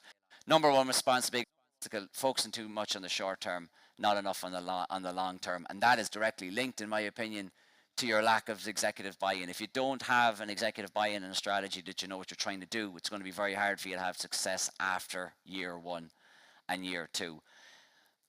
There was a load I could talk about. We were stuck for time today. As I said, if you're tired, or if you haven't slept for a while and you really want to, I'd put you to sleep. There's 4,800 words there of more information on this. But the top three recommendations that I came out of from the piece that I'll finish on, that importance of senior leadership, right? Before you go and start an innovation thing, it's really important to have that buy-in, because if you agree and align, what you get is, know what you're innovating on and know what you're not innovating on. because it's really important to know. Because if you when people think innovation, they go, I'm going to go to the innovation team because the T here is awful. You got everything. It becomes a suggestion box. So know what you're focused on. And if you get the senior buy-in, then they're going to have hopefully 2 or 3 things you want to drive. So getting that buy-in is really, really important. The other critical part, and this is for anyone with senior leadership in the room, close your ears, they're the people with the money. And you need money to do innovation. So anyone who tells you can do it on a shoestring is lying to you. You might have a little bit of success, but you not have long-term success. So get the importance of the buy-in from the leadership at the top. I recommend strongly, if that didn't come across, you use a framework, because it's really, really important.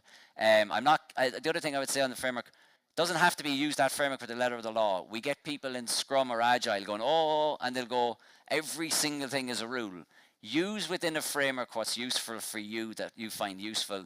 Don't use what's not useful. Share it, learn from others, but use a framework, because when things get tight and it's tough to understand what the success you had, was it just pure luck or not, the framework will help guide you. And using tools like Miro will also give you some sort of documentation and hints along the way to see how you landed in a good spot. And then the final thing is, people talk, we get clients all the time wondering where should we start on our innovation journey. They overthink it, like humans do in most things. If you're not quite sure where to start on your innovation journey, if you're not quite sure where to start if you want to run a 5K, just put one foot in front of the other and get started, because that's the critical point. The more you talk about it, the less you're innovating. So that's the final thing. That's it from me. Thank you very much for the opportunity. I'm happy to take any questions.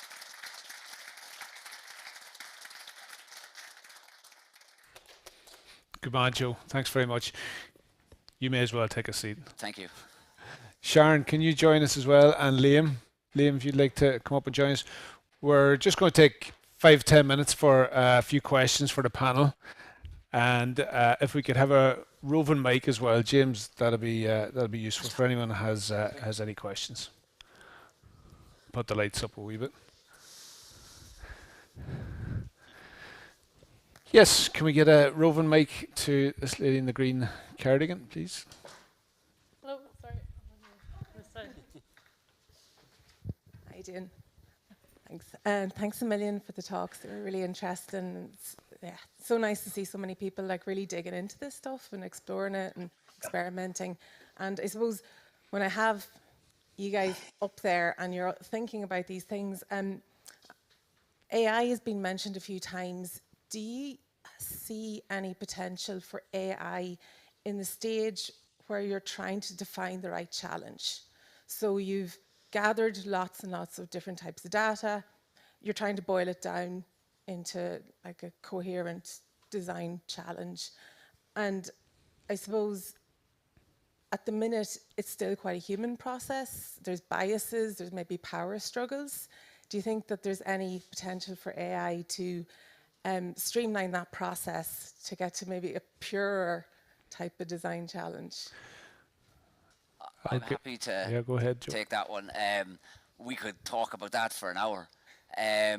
So absolutely, to answer your question, is there an opportunity for AI to streamline it? There absolutely is. So if you're reading the press or hearing a lot about generative AI, it's a really big topic at the moment. ChatGPT, you hear references to as well. These are large language models that have been trained on billions of data points. So basically what's happened is they've trained these models against the internet. So it's going in there and it's basically using the internet as a library of sources, and it's bringing all that information in, and you can ask it a question and it can come back with a really, really great response.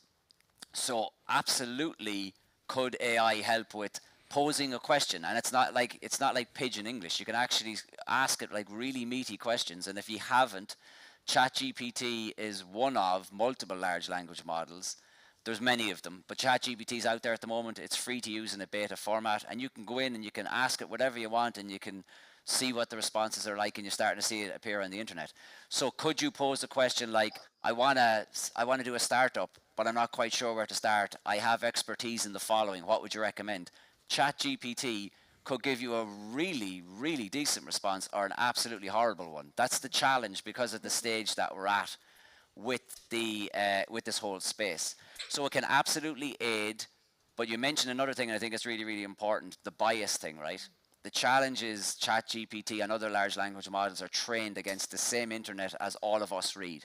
And if you are on social media and you like something, it becomes a bit of an echo chamber, because AI, the algorithm, basically, it tries to please. That's what an algorithm is. It's saying, you like the following, I'm going to feed you more of the same.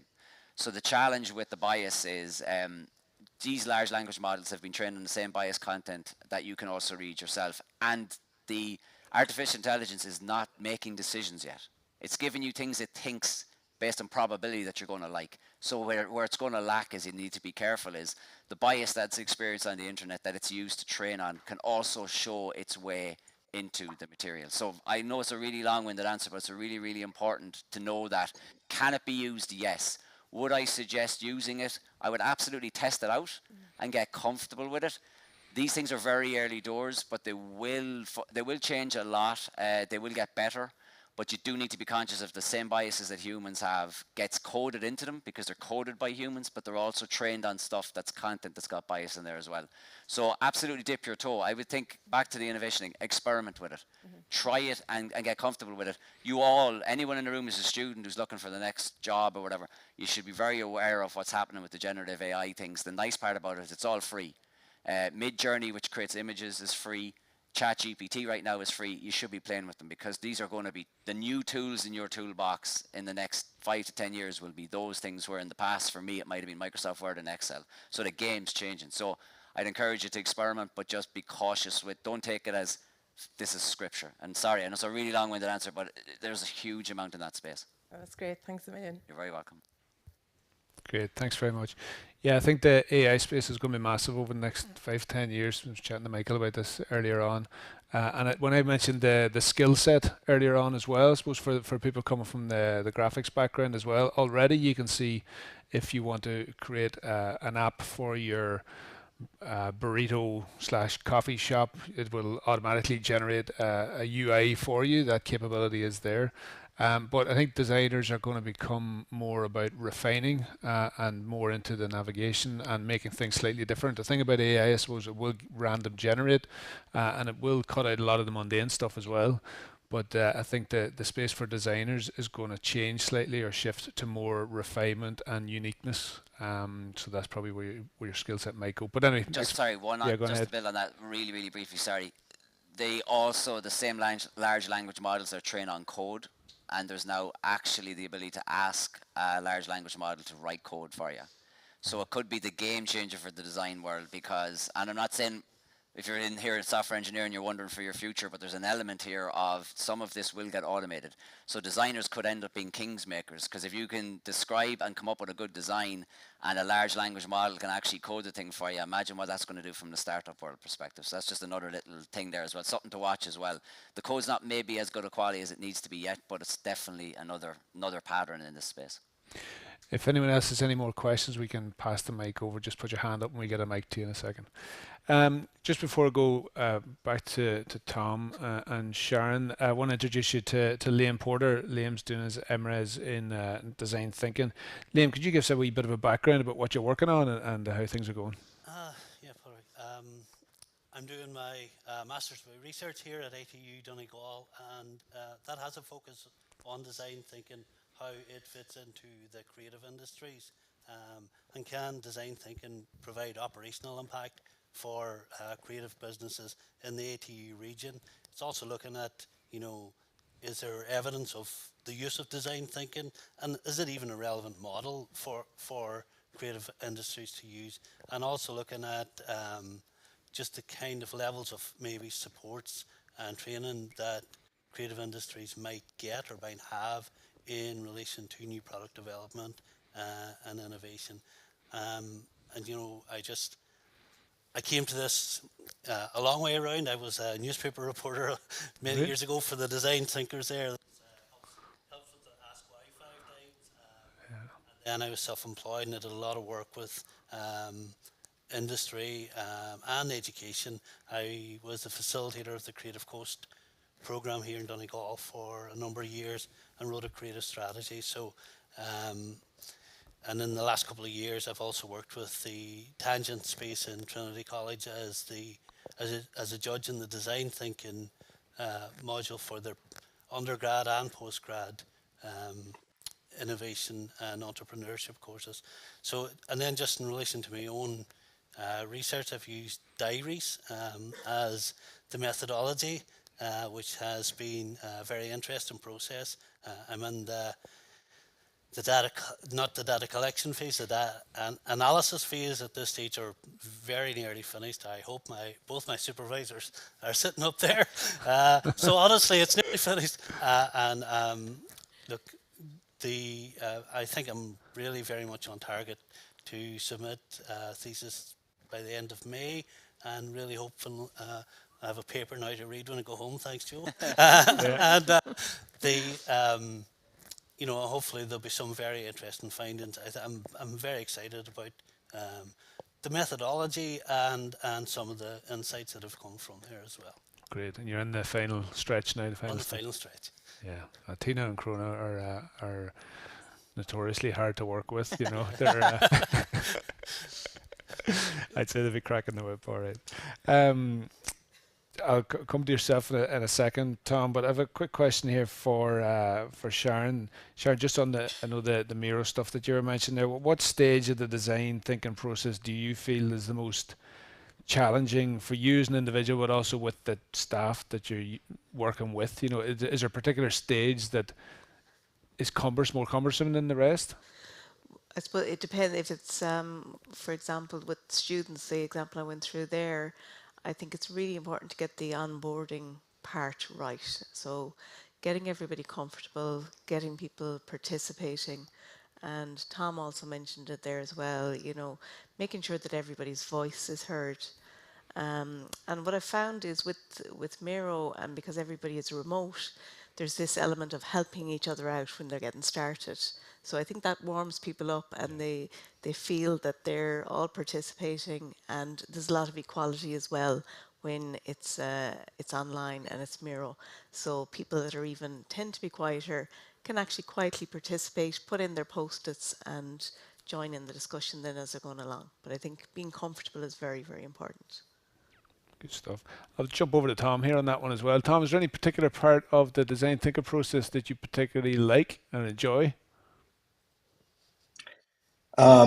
In general, the concepting part, you know, I think you know, obviously there's a lot of research and there's the facilitating of workshops, which I really enjoy as well, because it's really trying to each different project is unique, and you're trying to dial in with that group of people and make everybody feel comfortable and try to get the information that you need. But my favorite part is really after we have this wealth of information, and you know, really at the final stages where we've refined that to a point where we're starting to like have our insights, and then just in the beginning where we start to think about solutions is my favorite part, where we can just like really let ourselves go. And you know, we know we're kind of we have the road that we want to drive on, but you know, there's so many different ways, and that's what I really love. And in teams as well, just to be able to experiment freely and see what everybody else produces, to be able to produce myself, and then try and dial in on those. So really, just the the chaotic conceptual part is my favorite. Yeah, good point. I think that if you've ever seen if you look up Tom's portfolio work online, he's absolutely brilliant illustrator as well. And I know you have a sketch club, or you used to have a sketch club on the go. Do you still have that going? Unfortunately, I don't. That was something that we used to host once a month, and that was really just it's like a live drawing workshop, but we tried to make it really kind of playful, and you know, like a bit of like a party mixed with drawing as well. And you know, that was something I've been meaning to get that up and running for the last year and a half again. It was something that the pandemic really just put the brakes on, and it was something that I thought about doing in the digital space as well, but I just never did it because I thought what we were offering was just so much better in real life that I didn't want to do a kind of like diluted version of that. But it's something like I definitely want to get going again. So watch this space is all I'll say to that one, and hopefully I get the time to do it in the future. It's something we hear quite often in the UX courses.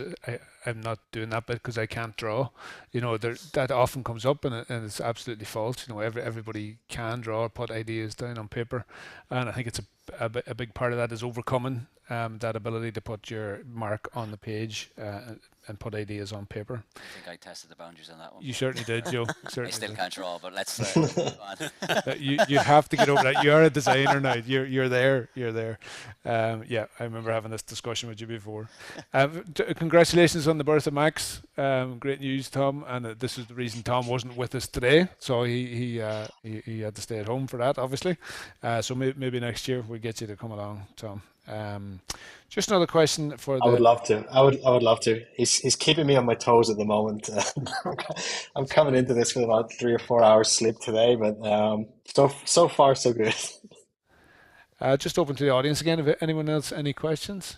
Yeah, if you want to get the mic down here, please. 2 questions coming, folks. We can meet in the middle. Yeah.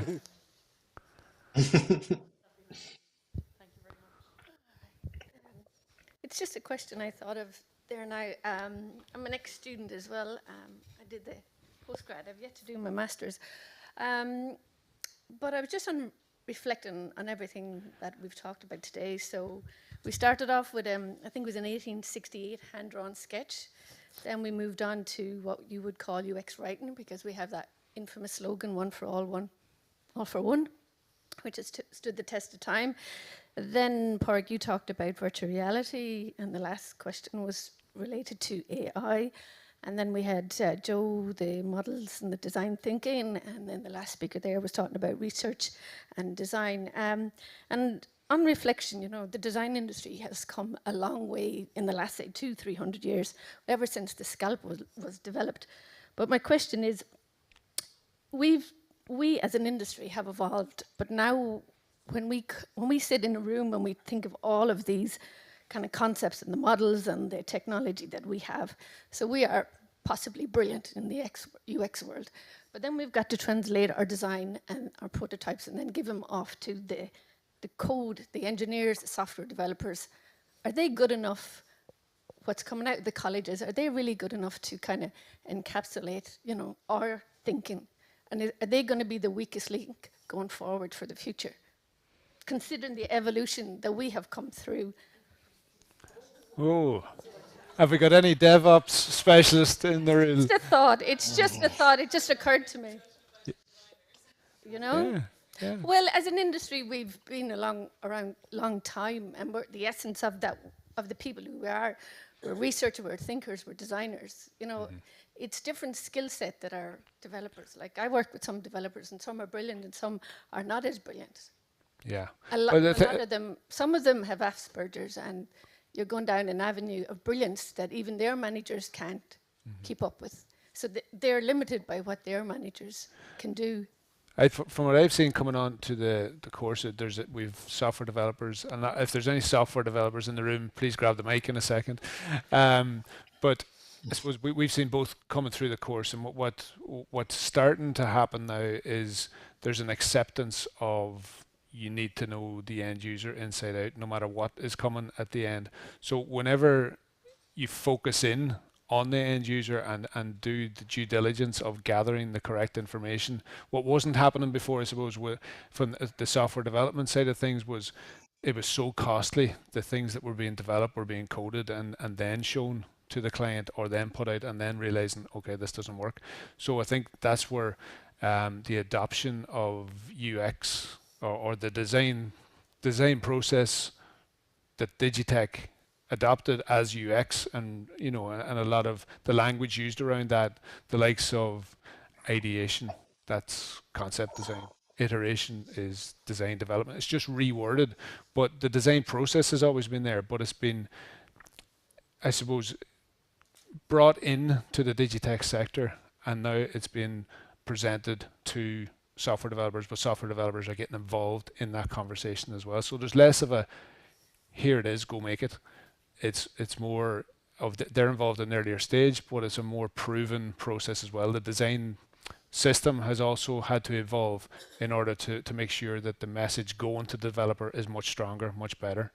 And I think the crossover between the design and development is more blurred than it was. It's not just here it is. Do you know what I mean? But they still exist in industry. You know, the developers that are focused, and they only want to get to the average person. Whereas we know from UX, it's the people on the edge where you can have the brilliant design, because you kind of design for them. If you design for them, then you're designing for the people in the middle. But some software developers are like, no, I'm just designing for the guy in the middle.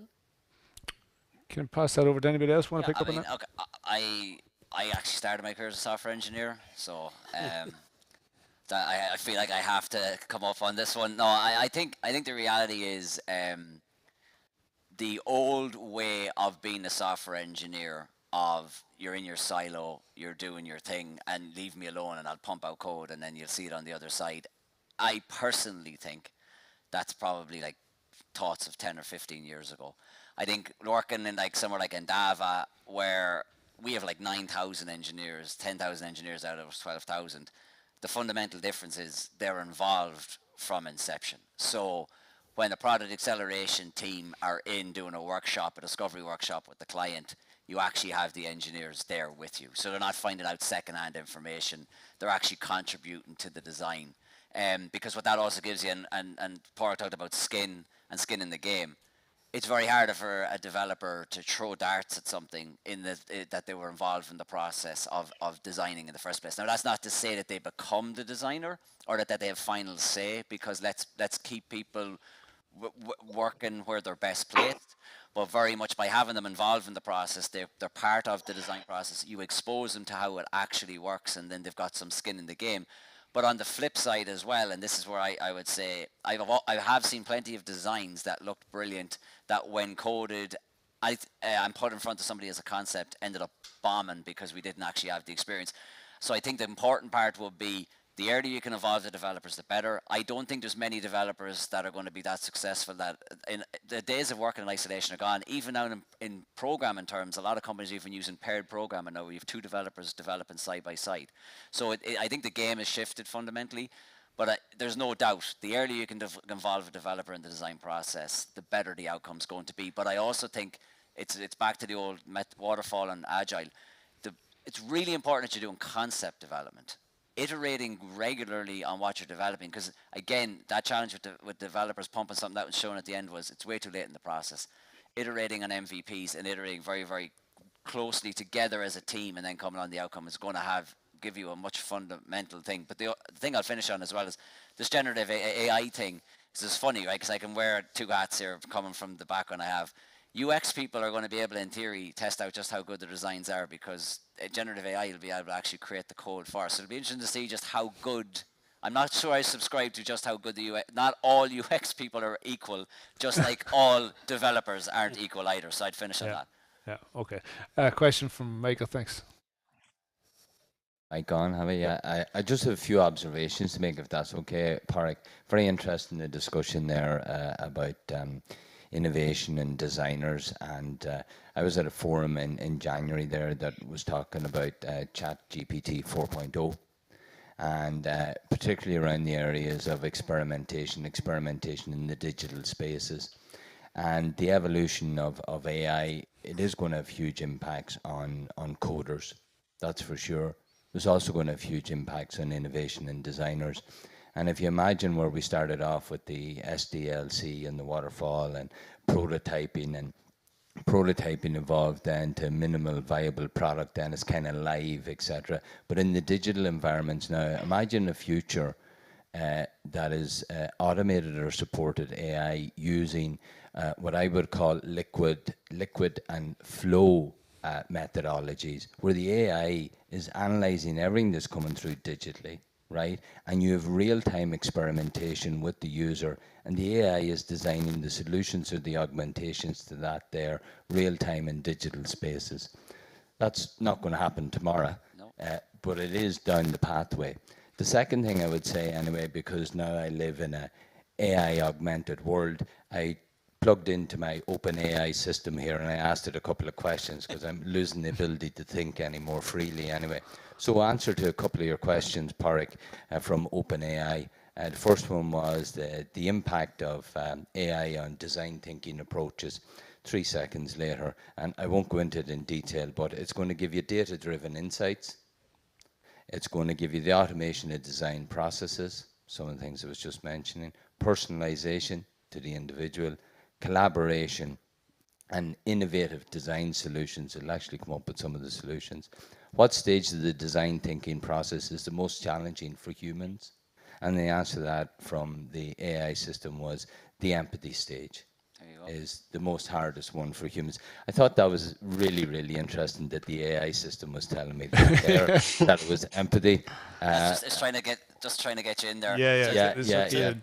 What stages? What stages? 2 other questions ago. What stages in the Miro software is the most challenging for users? That was a question I think was fielded there. So it came back then and it said ideation was one of the most challenging, and the prototyping was very challenging. And then I asked it, what are the greatest challenges in using design thinking with remote teams, right? The answer to that there, lack of face-to-face interaction, difficulty in building empathy, limited access to tools and resources, coordination, collaboration. Last question, what's the benefits of using VR for design thinking for remote teams? Improved collaboration, enhanced visualization, increased empathy, greater flexibility, and cost effective. Now, based on those answers there, and there's text behind them all, who was the intelligent part of that interaction? And what was my role? All I was doing was speaking on behalf of the AI system. So I'll leave it on that note, Pádraig, and back to the panel. I think the empathy one, this is the thing. We all, everyone talks about, there is hype, a lot of hype written about AI, and it will help and it will hinder. There's no doubt about it. And we're early stages of it. People think we're more advanced than we actually are. I think we're underestimating thing is represented. I think it's really, really funny that the empathy thing came up because none of us humans mentioned it, and we're supposed to be the empathetic ones. So that's a perfect example of what I was getting at in terms of AI and its perceived intelligence. So we're going to have to use it as a tool to aid us. But I just think, how impressive was that set of results? That's early stage natural language processing. This is the thing that people are coming up with. Regards, it's going to disrupt everything. It's going to disrupt jobs. It will disrupt certain jobs. There's no doubt about it. Cars will drive themselves. So that is a thing. So if you're a taxi driver or a truck driver, eventually it will disrupt. But I really think it's important, and I always try to emphasize this on AI. People there is concern with regards to we have to eradicate the bias thing. There has to be more controls. The European government are working on some right now. A lot of AI is what's called black box, which means it's not explainable. That's not good enough if you're making a decision on somebody getting a mortgage or not because you're using artificial intelligence. So things will improve. It has to improve. Governments have to intervene as well.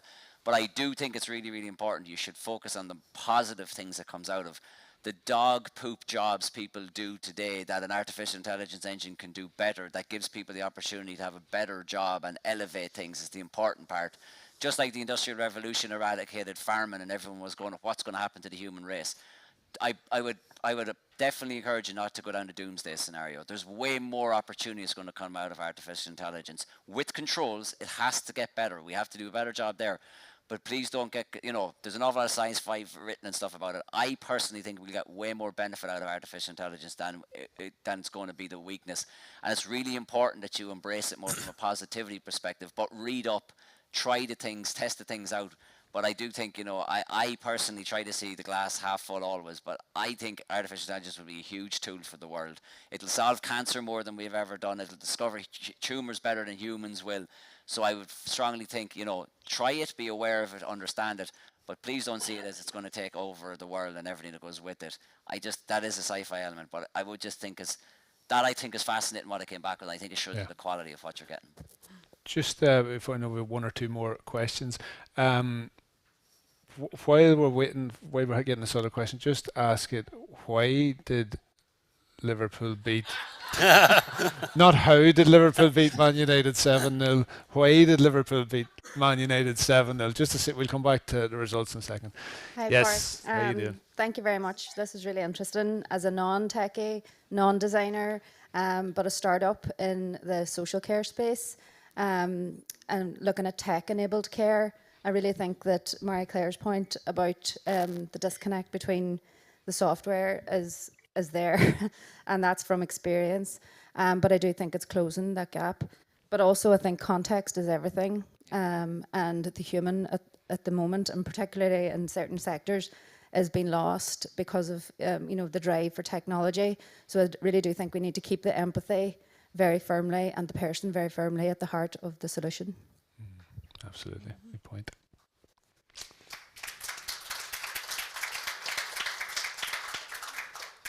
Any more questions from the audience? We'll start to wind it down now in a second. I have just one more question for the panel, and I'll just open this to anybody that wants to ask it. So for anyone that is in the room that's embarking on a product or a service project, whether that be a new business, whether it be in their own project, whether it's a personal project or a client project, what advice would you have for them as they set out in that innovation journey? Do you want me to go? Go for it. I can go ahead and give. I can go ahead and throw my hat in the ring if you want, Park. And I would just say, find the right help when you need it. That when we're looking at technology and we're talking at a few different pillars of it at the moment, and we touched on AI, but we touched on different tools, software development. These are all areas where you can have experts, and I think from like my experience of doing some personal projects and some of my failures doing those was trying to do everything and trying to learn everything in the moment, when you can find people who can help you design something, or who can develop a website for you, or can help you with the business aspect. So that would be my main advice, is like, know what your strengths are, and the areas that aren't your main strengths, find the right people to assist you there. Great, thanks, Tal. Liam, you had something? Yeah, I think Joe probably mentioned it earlier, is really understand the why. Why are you doing it, and who are you doing it for? Probably more than ever now, customer choice is on a different scale probably than it has ever been before, and people aren't kind of willing to stand around the sidelines. They'll move on very quickly if you haven't gone through this process, and spent that time really thinking about, what are you setting out to do here, and the processes and the strategies. If you haven't done all of that before you jump in, people often get just blindsided by their idea. They don't understand why other people just can't see why it's so good. And this design thinking process can help clarify all of that, and can help you test it and prototype it and test it and come back and fix the things and then go. So, you'd really have to, don't just jump in, just take the help, but take the time as well, and get it. Design thinking is a team sport. I don't know who mentioned it. Don't probably get Man United, maybe get Liverpool, and get a good team together and go for it, and really think it out at the start. Thanks, Liam. Sharon, any advice on that? Yeah, well, I suppose just going on from what you're saying there, as well as being prepared to shift perspective. If you might be caught up on something that you're working on, and it's not the right thing that you're trying to solve. You might be looking at technologies and features that other people are using, but not actually going back to that empathy thing, where we're making sure that for our business that we are focusing on the right thing, and developing the right solutions. Joe, have you anything to add there? I know it sounds like that's because the ChatGPT thing mentioned empathy and none of us did, but genuinely, I mean, that's the difference, right? If you have an idea, you have a product or a solution, or you're trying to build a service, to be quite honest with you, people buy off people. And that's the one thing artificial intelligence is really going to struggle with. That empathy, it can fake empathy.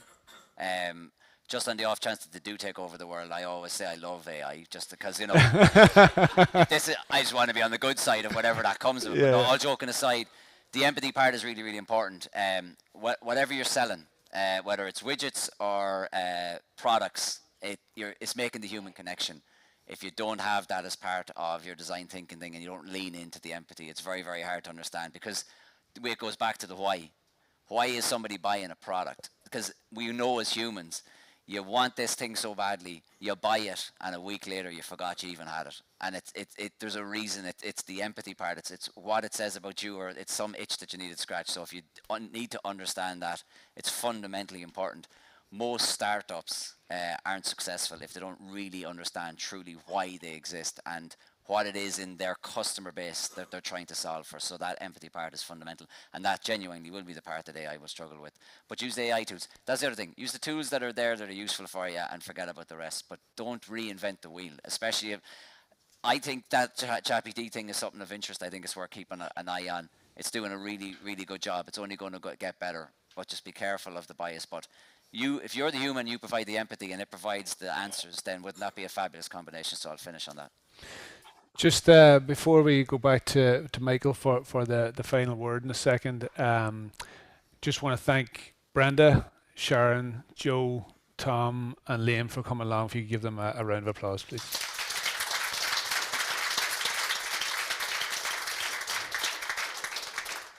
We've a couple of events tomorrow. We've got the TY students coming in the morning. It's all about creative futures. We have a really interesting discussion around creative education with Tina and Crona have organised. And it's a kind of a round table with Galway and Sligo and ourselves on our new partnership around creative education. And then in the afternoon, we're bringing in the Leaving Cert A-Level and our own students as well. Couple of quick thank yous. Thanks to all the ambassadors that got involved there this evening. Thanks to the students as well. Michael, Nollaig, thanks for your support as always, and all the staff as well that were involved in DICE this year. Tina, Sharon, Crona, Kelda, Matt, Joe, and more. I'm missing out people here, so I don't want to. I may as well keep going. Donald, Ashley, Lisa, Samantha, Victoria, or I'll get them. Anybody I missed, I'll get them tomorrow. All the student volunteers, all the speakers and panelists, thank you. All the catering, tech, estates and support, and so on. And anybody I missed, I will get them tomorrow. Thanks, Nollaig. Well done, folks. So, before I let you go, Michael, why back on the Man why United did Liverpool beat Man United 7? The very astute answer here. As an AI language model, I cannot express an opinion or make a subjective judgment about sports teams. Both Liverpool and Man United are two of the most successful and well-known football clubs in the world. Each has its own history and achievements and loyal fan base. Both clubs have won numerous domestic and international titles and have a rich footballing legacy. The rivalry between Liverpool and Man United is one of the biggest and most heated in football, and the two teams have had many legendary encounters over the years. It says a bit more, but that's AI. But just on a closing note, to say, I think the future is a fantastic thing to look forward to, and I think it was Einstein once said, you know, if you're worrying about the future and what it will be, the best way to take it on board is to invent it yourself. And I think for the Atlantic Technological University, the Atlantic is a new university. We have a fabulous team here in Donegal and across the Atlantic Technological University along the western seaboard from Sligo to Galway. And one of the most important facets about it is it's not just us within these academic ivory towers or walls, if you call them, but it really is for us to be a good partner and a good collaborator. And you can see that evidence this evening by our professional networks, our partners here, for people who have come involved with us through our programs, etc., and our wider professional circles. And from Donegal County Council, who's here as well, Kevin and Anne-Marie, and for others here as well, Breed is a way off. It really is about working together as a team with yourselves as the students and everybody else, and to do that, you can take on anything. So I'd like to leave it on that note. We can take on anything, Pádraig. So that's the way to do it. Thanks, everyone. Very good. Thanks, everybody. And safe home, and we'll see some of you at the events tomorrow. Thank you.